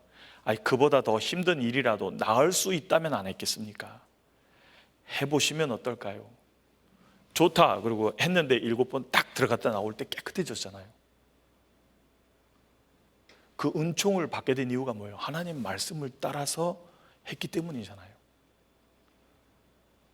근데 반대로 생각해 봐요. 그러면 다른 건 뭐예요? 다른 문둥이는 왜 깨끗함을 못 받았을까? 주님이 말씀하시는 대로 안 하는 거잖아요. 주님을 바라보고 낫기를 간절히 바라는 가운데 주님의 은총을 받지 못했던 거잖아요. 그러니까 다른 사람 보는데 어떠냐 이게 중요한 게 아니고요, 주님 앞에서 어떠냐가 중요한 거라니까요. 그러니까 이런 마음하고 싸워 가시는 게 필요하죠.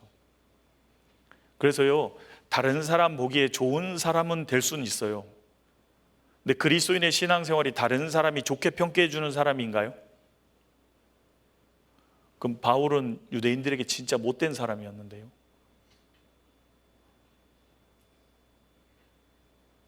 다른 사람의 평가에 의해서 인생을 살아가면요, 그 어리석은 게 되는 거예요.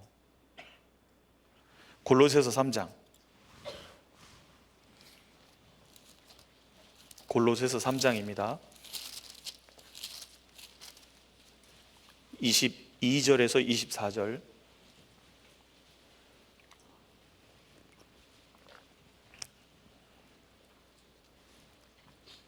종들아 모든 일에 육신의 상전들에게 순종하되 사람을 기쁘게 하는 자와 같이 눈가림만 하지 말고 오직 주를 두려워하여 성실한 마음으로 하라. 무슨 일을 하든지 마음을 다하여 주께 하듯 하고 사람에게 하듯 하지 말라. 24절은 같이 읽겠습니다. 이는 유업의 상을 주께 받을 줄 알미니 너희는 주 그리스도를 섬기느니라. 종들아, 우리 시대는 뭐 직장 다니는 사람도 그 직장의 사환이니까 종이라고 할 수 있겠죠. 모든 일에 육신의 상전들에게 순종하되 사람을 기쁘게 하는 자와 같이, 이 사람을 기쁘게 하는 거죠. 사람을 기쁘게 하는 사람은 눈가림만 해서 사람을 기쁘게 하는 겁니다. 그러니까 그리스도인들 중에 좋은 사람이 될 수는 있는 거예요. 근데 하나님이 쓰시는 사람은 못 될 수 있다는 겁니다. 왜냐하면 눈가림만 하거든요. 사람 보기에 하는 거거든요. 그러니까 속으로는 다른 마음이 있어도 겉으로는 막 그러고 외식을 하는 거죠. 그리스도인의 신앙생활은 그게 아니에요. 그 다음에 이렇게 얘기하잖아요. 오직 주를 두려워하여 성실한 마음으로 하라. 무슨 일을 하든지 마음을 다하여 누구에게 하듯 하라고요? 주께 하듯 하고 사람에게 하듯 하지 말아라. 왜? 주님이 보시고 주님이 상 주시기 때문이다. 그리스도인들은요, 가정생활도 상을 얻을 수 있어요.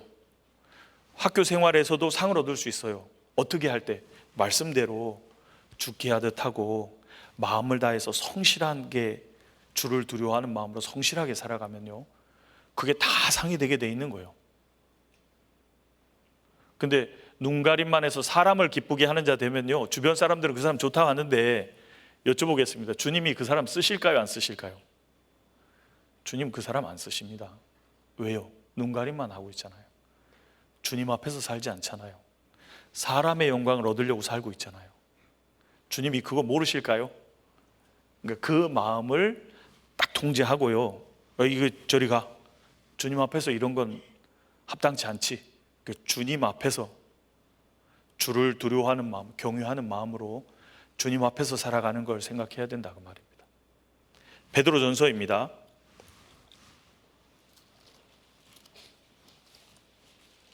그래서 지금은 여러분 마음을 통제하는 걸 잘 배워 가셔야 됩니다. 베드로전서 2장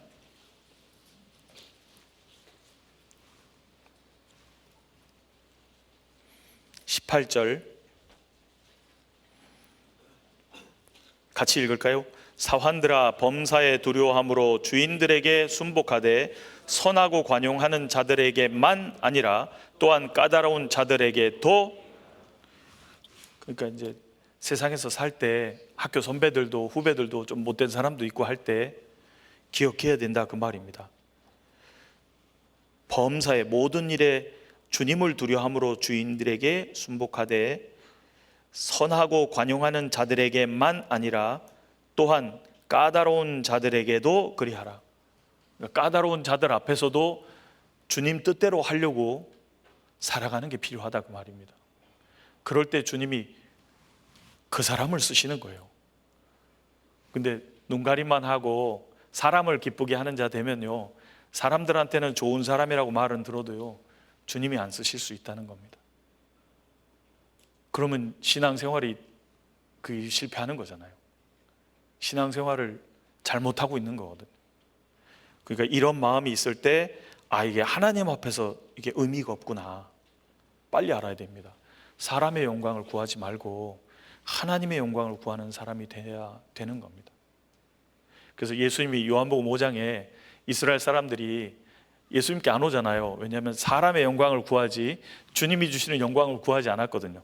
사람이 주는 칭찬을 먹으려고 그랬지 주님이 주시는 칭찬과 주님이 주시는 영광을 구하진 않았거든요.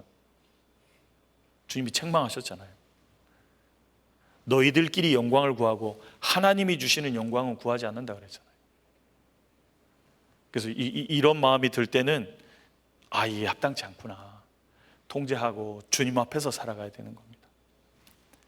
이것도 참 좋은 질문인 겁니다. 그래서 육신의 생각에 치우치지 않아야 됩니다. 로마서 8장입니다.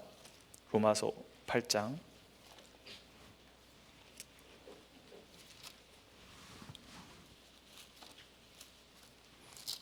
로마서 8장 5절에서 8절입니다. 5절에서 8절 같이 읽을까요? 육신을 좇는 자는 육신의 일을, 영을 좇는 자는 영의 일을 생각하나니 육신의 생각은 사망이요 영의 생각은 생명과 평안이니라. 육신의 생각은 하나님과 원수가 되나니 이는 하나님의 법에 굴복지 아니할 뿐 아니라 할 수도 없음이라. 육신에 있는 자들은 하나님을 기쁘시게 할 수 없습니다. 그러니까 육신의 생각을 치고 하나님을 기쁘시게 할 수 있는 그 뜻을 따라서 살아가는 것이 신앙생활입니다. 주님 앞에서 주님이 보시기에 내가 주님을 사랑하는 마음으로 살아가는 게 필요하겠습니다. 그래서 이것도 여러분 시기에 물론 누구나 마찬가지지만 이게 잘 배워야 되는 부분이기도 합니다. 이 육신의 생각을 통제해야 되는 거구나, 다스려야 되는 거구나, 하나님의 뜻대로 갈 수 있도록 나를 다스려 가야 되겠구나, 이걸 배워가시는 일환이기 때문에 아주 좋은 질문입니다.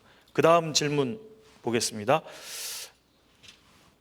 학기 중에 학업, 큐티, 개인 경건생활, 전도, 교제, 봉사, 알바 등을 바쁘게 하면서 일상을 보내면 지칠 때가 있습니다.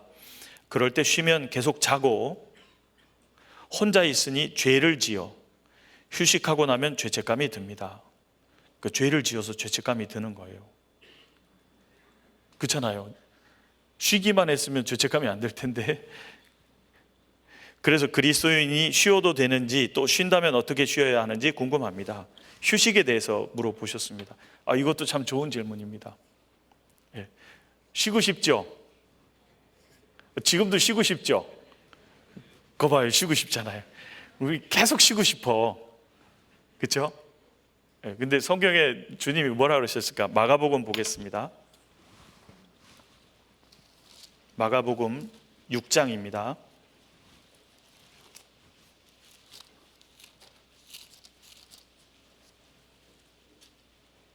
31절입니다.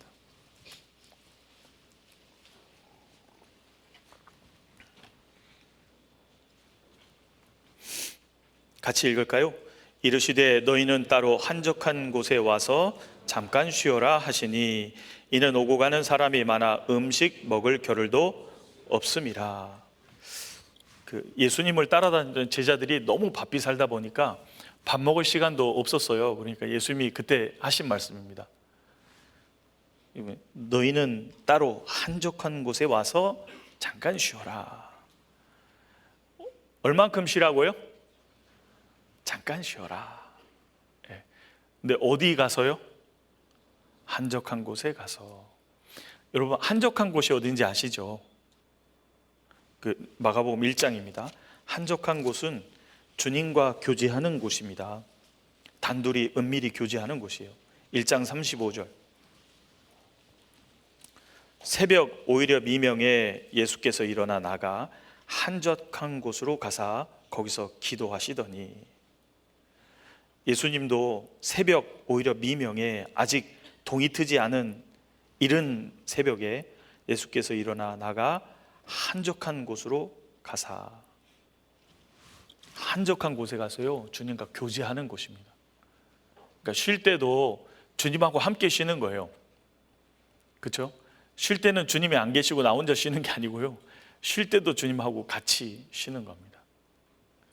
그리고 쉴 때 잠깐 쉬는 거예요. 잠깐 쉰 다음에 다시 어떻게 하는 거예요? 다시 일터로 가야 됩니다. 다시 우리가 일해야 되는 학교로 가야 되고 다시 그 일터로 가야 됩니다. 욥기 1장에 보면, 욥기 1장 보겠습니다.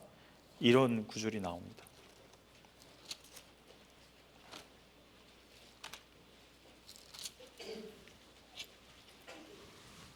14절.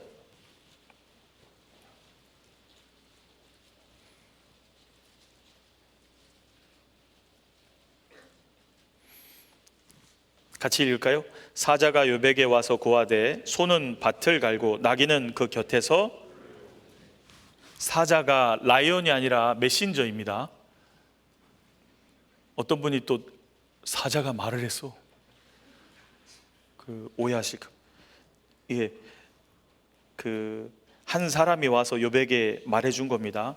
소는 밭을 갈고,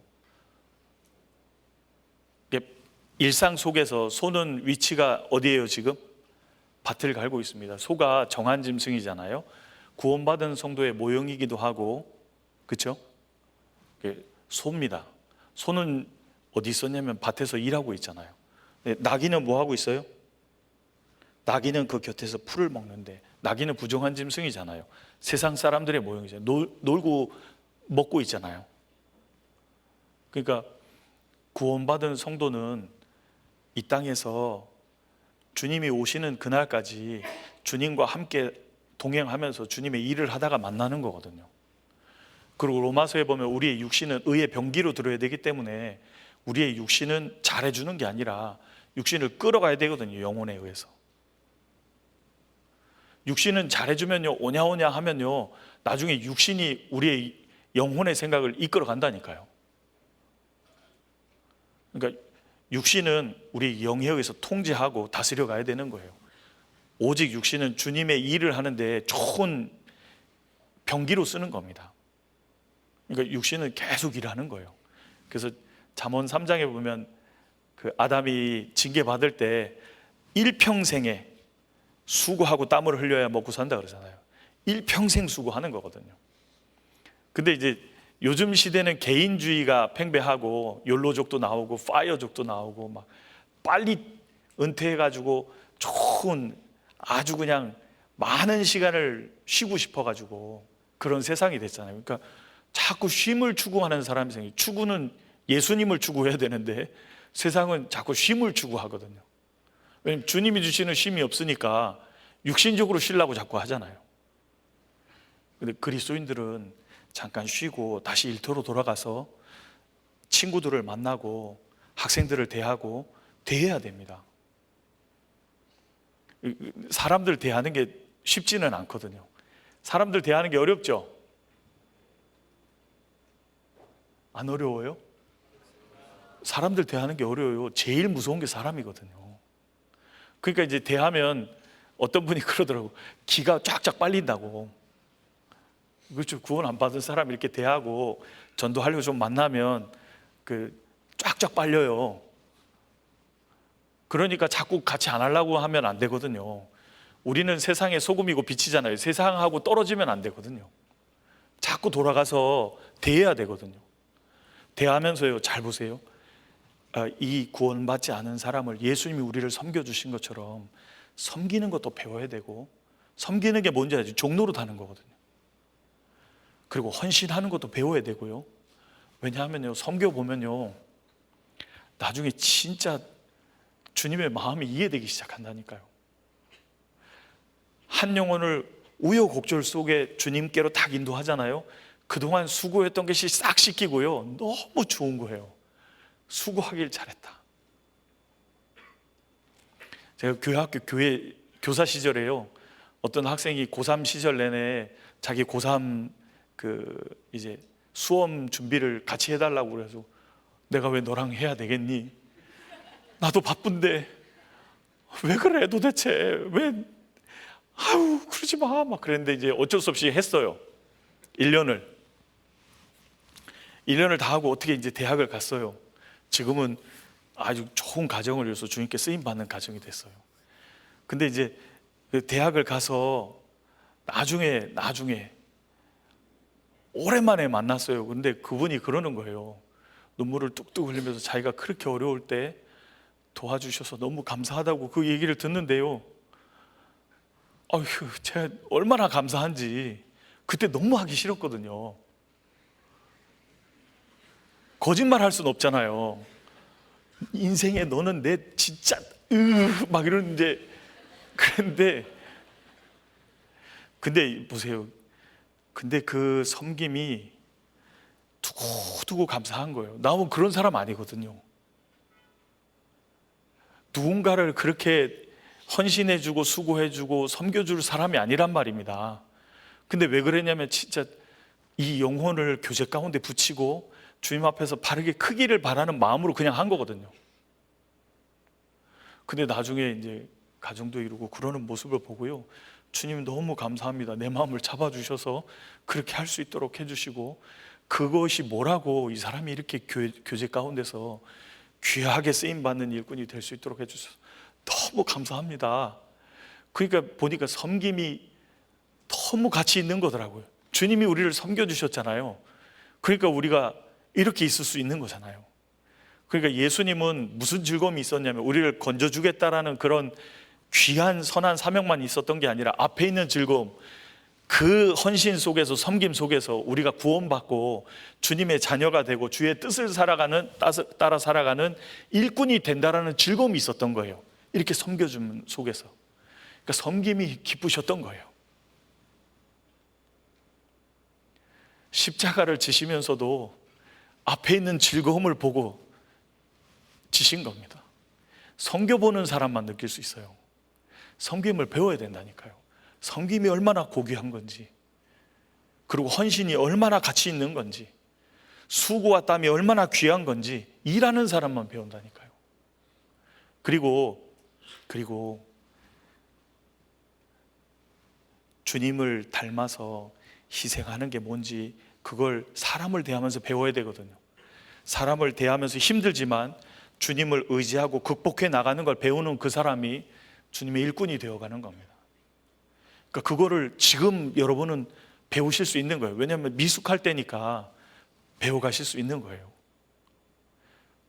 지금 어떻게 배워가냐에 따라서요, 잠시 뒤에 주님께 쓰임 받는 게 달라진다니까요. 그러니까 피하면 안 되고요, 돌아가야 되는 거예요. 잠깐 쉬고 일터로 돌아가야 되는 겁니다. 그래서 우리 시대는 자꾸 같이 안 있으려고 그러잖아요. 힘들다고. 아닙니다. 교회가 얼마나 중요한지 알고, 우리는 공동체잖아요. 주님의 몸된 교회 가운데서 공급받아서 살아가고, 그 속에서 주님이 귀하게 역사하시는 거기 때문에 함께 있는 걸 배워야 되는 거예요. 함께 있는 걸 배우지 못하면 신앙생활은 실패하게 돼 있어요. 왜냐하면 주를 깨끗한 마음으로 부르는 자들과, 그 다음에 뭐예요? 함께 하는 거잖아요. 그래서 라면도 함께 라면 먹을 때 가장 맛있잖아요. 쉽게 이해되시나요? 그래서 함께 하는 걸 배워야 되거든요. 그래서 잠깐 쉰 다음에 돌아와서 일터로 돌아가서 그 속에서 힘들고 어려울지라도 주님을 의지하고 그걸 이기고 살아가는 걸 배워가야 되는 겁니다. 그러면요, 그게 너무 귀해지는 거예요. 야, 내가 이런 사람이 아닌데, 누군가를 위해서 희생할 사람도 아니고 이기적인 사람인데 주님이 이렇게 귀하게 사용해 주시는구나, 그걸 깨우쳐 갈 수 있거든요. 그럼 그쪽으로 달려간다니까요. 귀하게 쓰임받는 일꾼이 되는 겁니다. 그리고 진정한 쉼은요, 이건 찾아보겠습니다. 마태복음 11장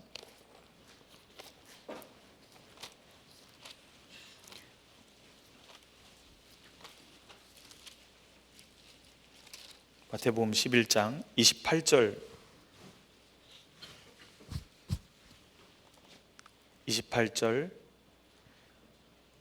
29절입니다. 같이 읽죠. 수고하고 무거운 짐진 자들아, 다 내게로 오라. 내가 너희를 쉬게 하리라. 나는 마음이 온유하고 겸손하니 나의 멍에를 메고 내게 배우라. 그러면 너희 마음이 쉼을 얻으리니. 수고하고 무거운 짐진 자들아, 죄의 짐이죠. 머리털보다도 많은 죄의 짐을 다 내게로 오라. 내가 너희를 쉬게 하리라. 그래서 그 죄짐을 주님께 맡긴 사람이 영혼의 안식이 들어오잖아요. 영혼의 안식을 얻은 사람은 29절, 나는 마음이 온유하고 겸손하니 나의 멍에를 메고 내게 배우라. 주님이 주시는 멍에를 메고 배워가는 그 사람이 쉼이 생기는데, 어디에 쉼이 생기는 거예요? 육신이에요, 마음이에요? 육신이에요, 마음이에요? 마음이라니까요. 마음에 쉼이 생긴다니까요. 그래서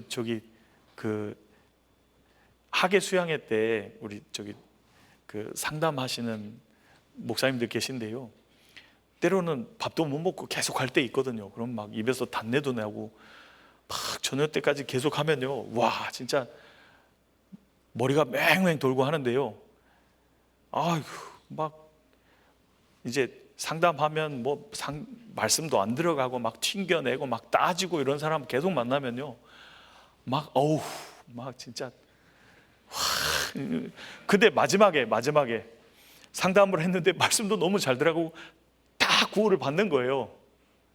그럼요, 하루 종일 힘들었는데 그것 때문에요, 야 진짜 힘이 생긴다니까요. 주님의 뜻이 딱 이루어지는 게 보이고 그 속에서 주님의 역사가 딱 이루어지는 게 보이잖아요. 쉼이 생길 뿐 아니라 힘이 생겨요. 배도 고프고 기운은 빠지는데요, 진짜 너무 감사하고 힘이 생긴다니까요.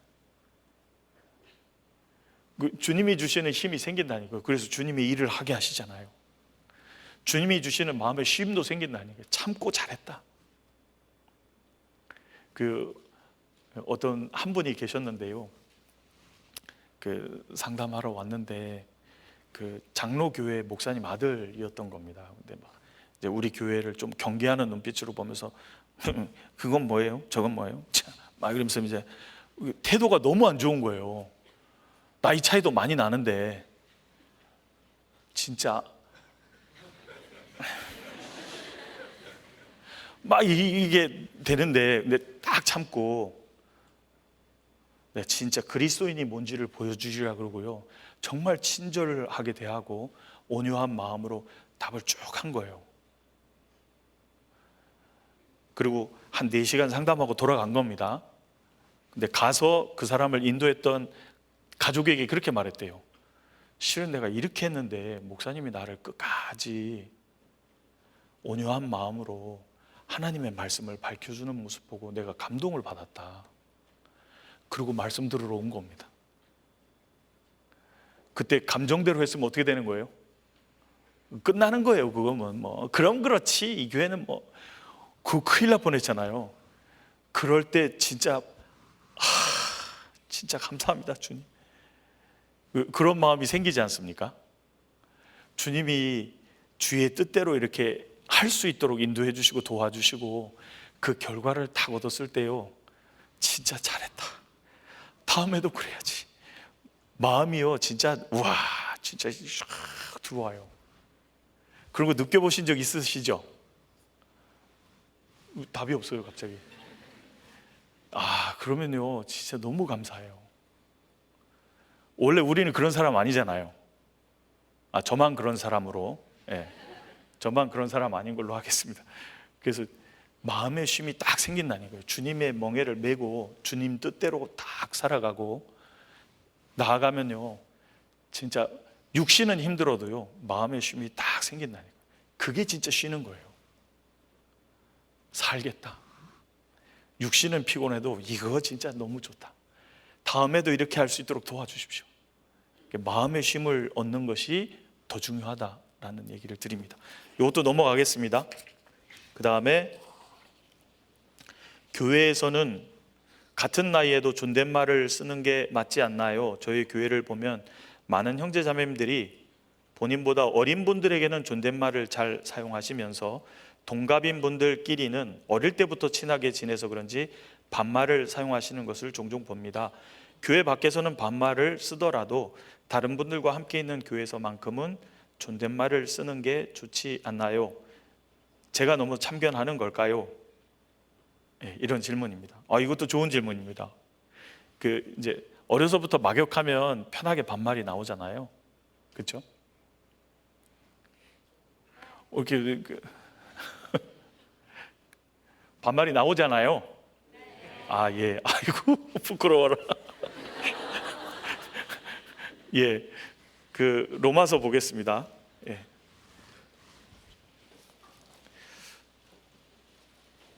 로마서 12장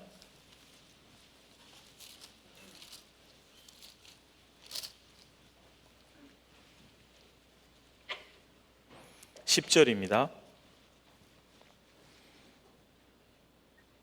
같이 읽을까요? 형제를 사랑하여 서로 우애하고 존경하기를 서로 먼저 하며. 이제 구원받은 성도들이 교회 생활 속에서 어떻게 하는 게 필요하냐 할 때 형제를 사랑하여 서로 우애하고 존경하기를 서로 먼저 하라, 이런 말씀이 있습니다. 그래서 그러는 일환으로 16장 보시겠습니다.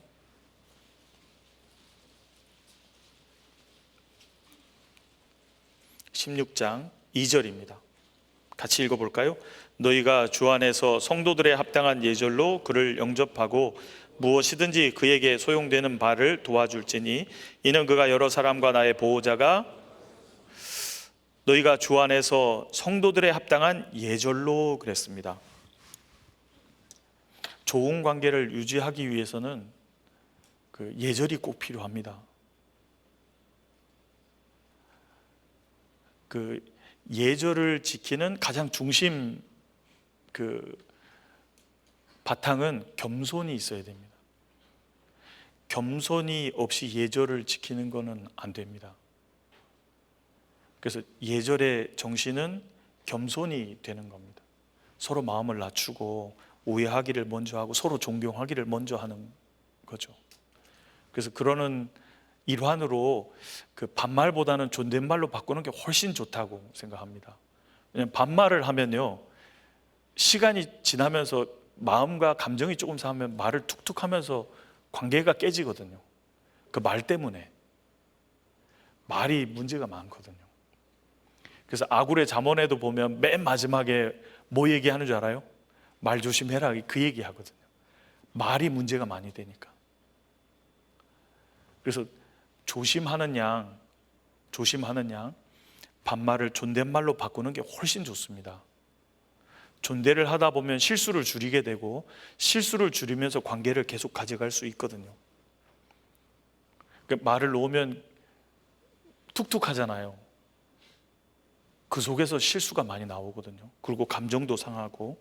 그래서 말을 놓지 않으면 조심하게 되고 상처 주는 말도 안 하게 되고, 그래서 관계가 지속될 수 있는 좋은 일환이거든요.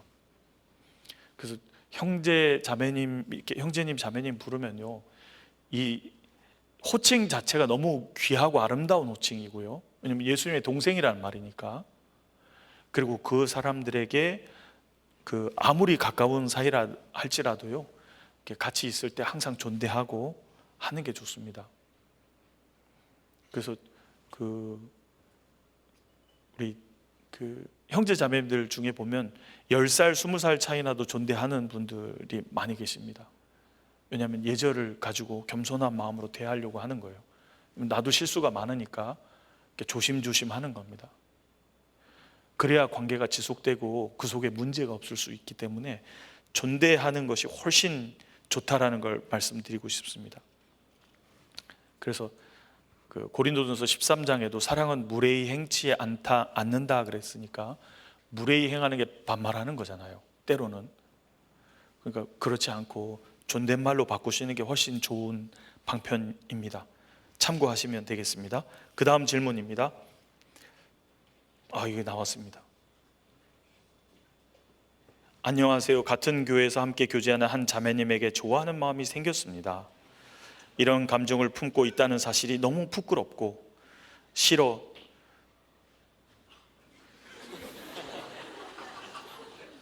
싫은데 계속하고 있지만은 뭐예요? 싫어 계속하고 있지만, 말이 앞뒤가 뭐 잘못 쓰신 것 같아요. 쉽게 정리되지 않아 많이 힘듭니다. 벌써 1년이 넘도록 그 마음이 이어지고 있습니다.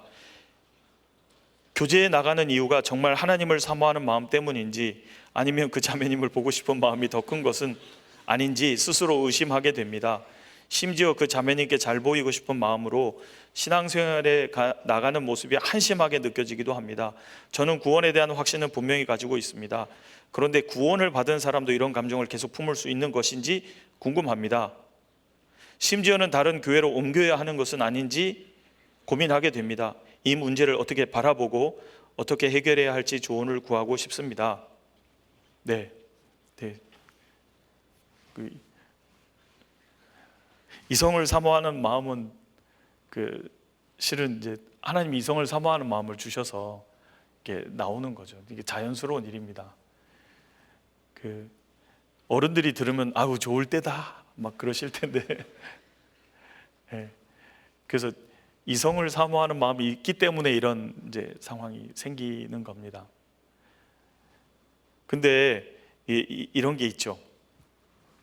근데 지금은 결혼을 생각하거나 그럴 때가 아니죠. 학생이니까. 그렇죠? 그러니까 그 이성을 사모하는 마음이 올라왔을 때 필요한 게 통제하는 거잖아요. 지금 이게 중요한 게 아니다. 통제하는 게 필요하거든요. 그 통제를 잘 할 때 그 사람이 인생이 달라지는 거거든요. 통제를 안 하면 인생이 이게 어그러지고요. 통제를 잘해 나갈 때, 하나님 뜻대로 통제를 잘해 나갈 때 주님께 귀하게 쓰임 받는 사람이 될 수 있거든요. 그 통제하는 걸 배우셔야 됩니다. 근데 이제 사모하는 마음이 1년 정도 간 거 보니까 통제가 잘 안 되는 거예요. 근데 이럴 때 이제 필요한 게 시편 50편에 환난 날에 나를 부르라, 내가 너를 건지리니 네가 나를 영화롭게 하리라 그랬으니까, 이게 환난 날은 아닌데 그 형제자매들 중에 이제 대학 시절에 구원받은 형제자매들 중에 담배 술 안 끊어지는 형제자매들이 있거든요. 그럴 때 이게 진짜 이거 끊고 싶을 때 하는 행동이 있잖아요. 뭐 해요? 아주 간증 속에 부끄럽지만 솔직하게 정직하게 고백하고, 제발 나 좀 도와달라고, 이거 끊어지게 제발 좀 나 좀 도와달라고 그 기도하잖아요. 그렇죠? 그래서 기도하고 적극적으로 교제에 참석하고 말씀 배우면서 신방 다니고, 주님의 일이 벌어지는 곳이라면 따라다니면서 돕고 해가지고 일정 시간이 지나가면 어느새 끊어져 있거든요. 주님이 도와주시는 겁니다. 그러니까 끊기 위해서 반드시 필요한 게, 통제하기 위해서 필요한 게 뭐예요? 이거잖아요. 이거 하나님의 뜻대로 이렇게 살 수 있도록, 통제할 수 있도록 도와달라고 간절히 기도해야 되거든요. 왜냐하면 그 내 마음대로 잘 안 되니까. 근데 보세요, 간구하는 사람의 기도는 어떻게 되냐면요, 자기가 싸워나가요. 이건 아니다. 기도는 그래서 뭐냐 하면요, 하나님께 아뢰고 끝이 아니고요, 하나님께 아뢰일 뿐 아니라 자기가 그 뜻대로 나아갈 수 있도록 적극적으로 싸워나가는 거거든요. 하늘은 그 뜻대로 행하는 자를 돕는다 그러잖아요. 하나님은 그 일을 위해서, 그 뜻대로 나가기 위해서 싸우고 싸워나가는 사람을 도와주거든요. 마음이 거기서 보이니까. 그래서 통제하려는 가운데 적극적으로 그 생각을 떨쳐버리기 위해서요, 교제에 참석하고 말씀 시간에 귀를 기울이고 듣고 주님의 말씀을 받으려고 하고, 나 그냥 보내지 마세요, 한 말씀이라도 깨닫게 도와주세요, 하나님 나 그냥 보내면 안 돼요. 어떨 때는 말씀 들을 때 눈이 감길 때 있잖아요. 그때 그런 기도 해봤어요? 이 지금 뭐 하는 거냐고, 하나님 나한테 말씀을 들려달라고, 내가 이렇게 돌아가면 되겠습니까? 하나라도 주세요. 매달리십니까? 그 사람이 얻어가는 거거든요. 간절함 속에서 주님이 그 간절함을 보시고 들어주시거든요. 적극적으로 싸워나갈 때 주님이 그것이 통제되도록 도와주시거든요. 근데 문제는 기도만 하고 자꾸 보려고, 이렇게 빼꼼히 보려고 다니고 자꾸 이렇게 하는 건 노력하는 게 아니잖아요. 그 통제하려고 애를 쓰고 있는 게 아니거든요. 즐기고 있는 거지. 그렇게 하면 안 된다 그 말입니다. 어떻게든 그런 마음과 생각을 떨치기 위해서요, 교회 옮기는 게 문제가 아니고요, 그건 좋은 방법이 아니에요. 주님의 선한 모임, 말씀 시간, 그리고 영혼을 전도하는 그 장소에 적극적으로 연결돼서 적극적으로 돕고 바쁘게 살아나가면요, 어느 순간에 떨어지거든요. 그게 필요합니다. 그래서 이분이 이제 통제가 잘 안 돼서 지금 이제 이렇게 말씀하셨잖아요.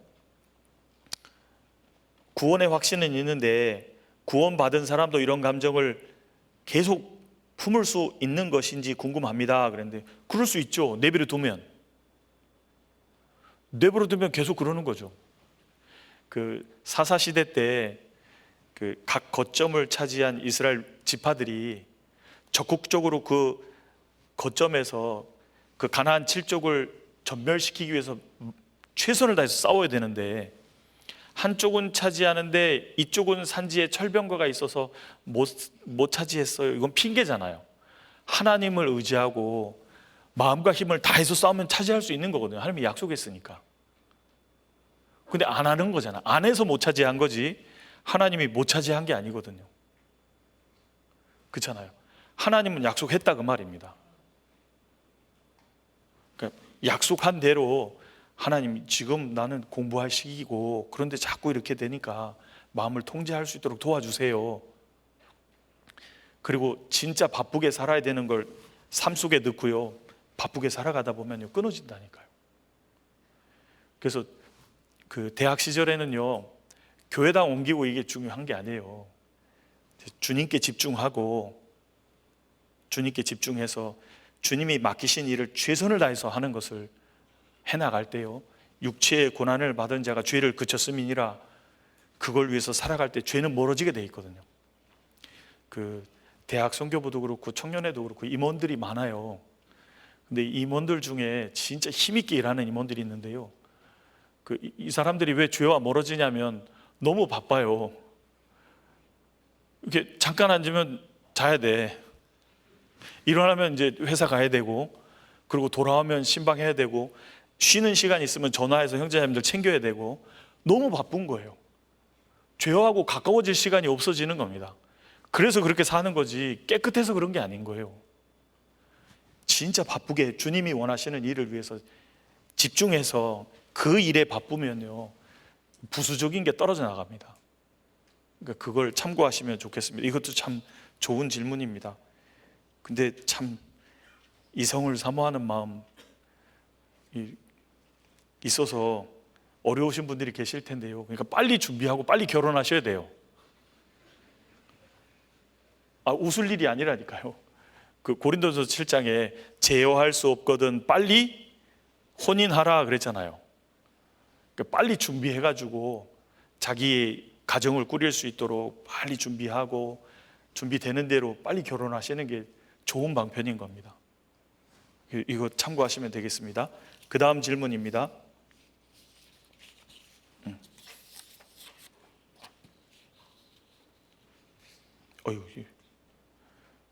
질문이 길어요. 이거를 해야 되겠다. 전도하는 것이 너무 힘이 듭니다. 특히 대학교 내에서 사귄 친구가 없습니다. 그렇기에 캠퍼스 내에서 전할 영혼이 없다는 생각에 막막합니다. 영혼을 찾으러 다니면 되겠지만 너무나 내성적인 성격 탓인지 학교 집회나 대학부 집회가 부담으로만 다가옵니다. 또한 대학교뿐만 아니라 중고등학교 친구들하고도 잘 연락을 하고 지내지 않기에 더욱 막막한 것 같습니다. 찾는 영혼을, 전도한 영혼을 붙여달라고 기도하면서 찾으러 다니는 것이 답이겠지요? 구원받은 지 5년 정도 되었지만 아직 전도한 영혼이 없다는 사실과 집회가 있을 때마다 권유할 영혼이 없다는 생각을 먼저 하기에 항상 부담입니다. 전도를 어떻게 하면 좋을까요? 네, 이 질문도 참, 전도하고 싶은데 친구가 많이 없고 내성적이랍니다. 나는 아이라. 이가 아닌 거예요. 그러다 보니까 이제 이런 질문이 나왔는데요. 이것도 참 좋은 질문인데 이걸 생각하셔야 됩니다. 우리 처음에 생각한 것처럼 하나님의 말씀을 따르고 그 일에 적극적으로 도와보세요. 먼저 전도할 영혼이 없으면요 집회 때 적극적으로 도와보세요. 그리고 말씀을 배우고 교제 때마다 주님이 주시는 걸 풍성히 얻으면요 열매는 내가 노력한다고 맺어지는 게 아니고요, 노력이 필요합니다. 성령의 공급에 의해서 열매 맺혀지게 돼 있는 거지 공급받지 않는 상태에서 내가 애쓴다고 되지 않습니다. 그러니까 공급을 풍성히 받고 도울 수 있잖아요. 대학 연합 집회라든지 학교 집회라든지 집회가 있을 때마다 내가 인도하는 영혼이 없어도 그 일을 위해서요 마음과 힘을 다해서 도와보세요. 그러면 참여되는 거거든요. 전도에 내가 직접 안 해도. 그렇잖아요. 그러니까 너무 내가 인도 못하는 것에 너무 자책하지 마시고 적극적으로 도우실 수 있다는 말입니다. 그 일을 같이 도우면 되잖아요. 그리고 말씀을 배우고 교제 때마다 참석해서요, 성령의 공급을 충분히 받으면요, 이게 자연적으로 맺힐 수 있도록 하나님이 해나가시는 겁니다. 그래서 신기하게 영혼이 이렇게 붙여지기도 하고요. 그래서 맺어지게 만드시는 거예요. 그러니까 너무 자책하고 아직 5년인데 그 자기를 통해서 구원받은 사람이 없다고 자책하지 마시고요. 그 전도하는 일에 적극적으로 돕고 참여된다면요, 전도를 돕고 있는 거거든요. 그러니까 내가 하는 것만 먼저 생각하지 마시고 먼저는 같이 하시고 도우시고 잘 공급 받으시면요, 주님이 절로 과실을 맺도록 하신다고 약속하셨으니까 반드시 맺도록 하실 겁니다. 그리고 지금도 실은 돕고 계실 겁니다. 그러니까 돕는 것이 전도를 함께 하고 있다는 걸 모르시는 것 같아요. 함께 하는 거거든요. 전도 혼자 하는 게 아니에요. 함께 하는 거기 때문에 전도하는 곳, 그리고 영혼을 인도하는 곳, 영혼을 붙들기 위해서 함께 발걸음하는 곳, 신방하는 곳, 이런 데 같이 참여하시고 적극적으로 도우시고 공급받는 데 힘을 쓰시면 가지가 나무에 붙어 있으면 절로 과실을 맺는 것 같이 자연스럽게 열매 맺게 하실 겁니다. 성령의 역사로 맺게 하시는 거거든요. 그러니까 너무 이렇게 자책만 하지 마시고 적극적으로 도우시는 방편을 하시면 좋겠습니다. 그 다음에 이거는 뭐 다음에 하셔도 되겠습니다. 교회 돌아가셔도. 자, 3분 오버했습니다. 죄송합니다. 쑥떡같이 말해도 찰떡같이 알아들어 주셔서 감사합니다. 같이 기도하시겠습니다. 자비로우신 아버지 하나님, 참 감사합니다. 이 어두운 시대에 주님을 참 마음으로 따르는 귀한 형제자매님들을 이렇게 많이 주셔서 감사합니다. 1박 2일에 잠자리도 불편하고 여러 가지도 불편하지만 오직 주의 말씀을 듣고 주의 뜻을 따르기 위해서 자기 영혼을 비추는 이분들 한 분 한 분을 기억해 주시고 주님 오시는 그날까지 여기 계신 모든 분들이 다 귀하게 쓰임 받다가 주님을 만날 수 있도록 인도해 주옵소서. 이제 학교로 돌아가서 각자의 처한 곳에서 지내게 됩니다. 또 4월에 대학생 연합 집회도 준비되어 있습니다. 그 모든 일에 주님 함께해 주시고 역사해 주셔서 복음이 전해지는 곳마다 복음의 능력과 역사가 나타나게 하시고 주님이 영광 받으시고 저희에게는 기쁨과 즐거움이 될 수 있도록 도와주시기를 바랍니다.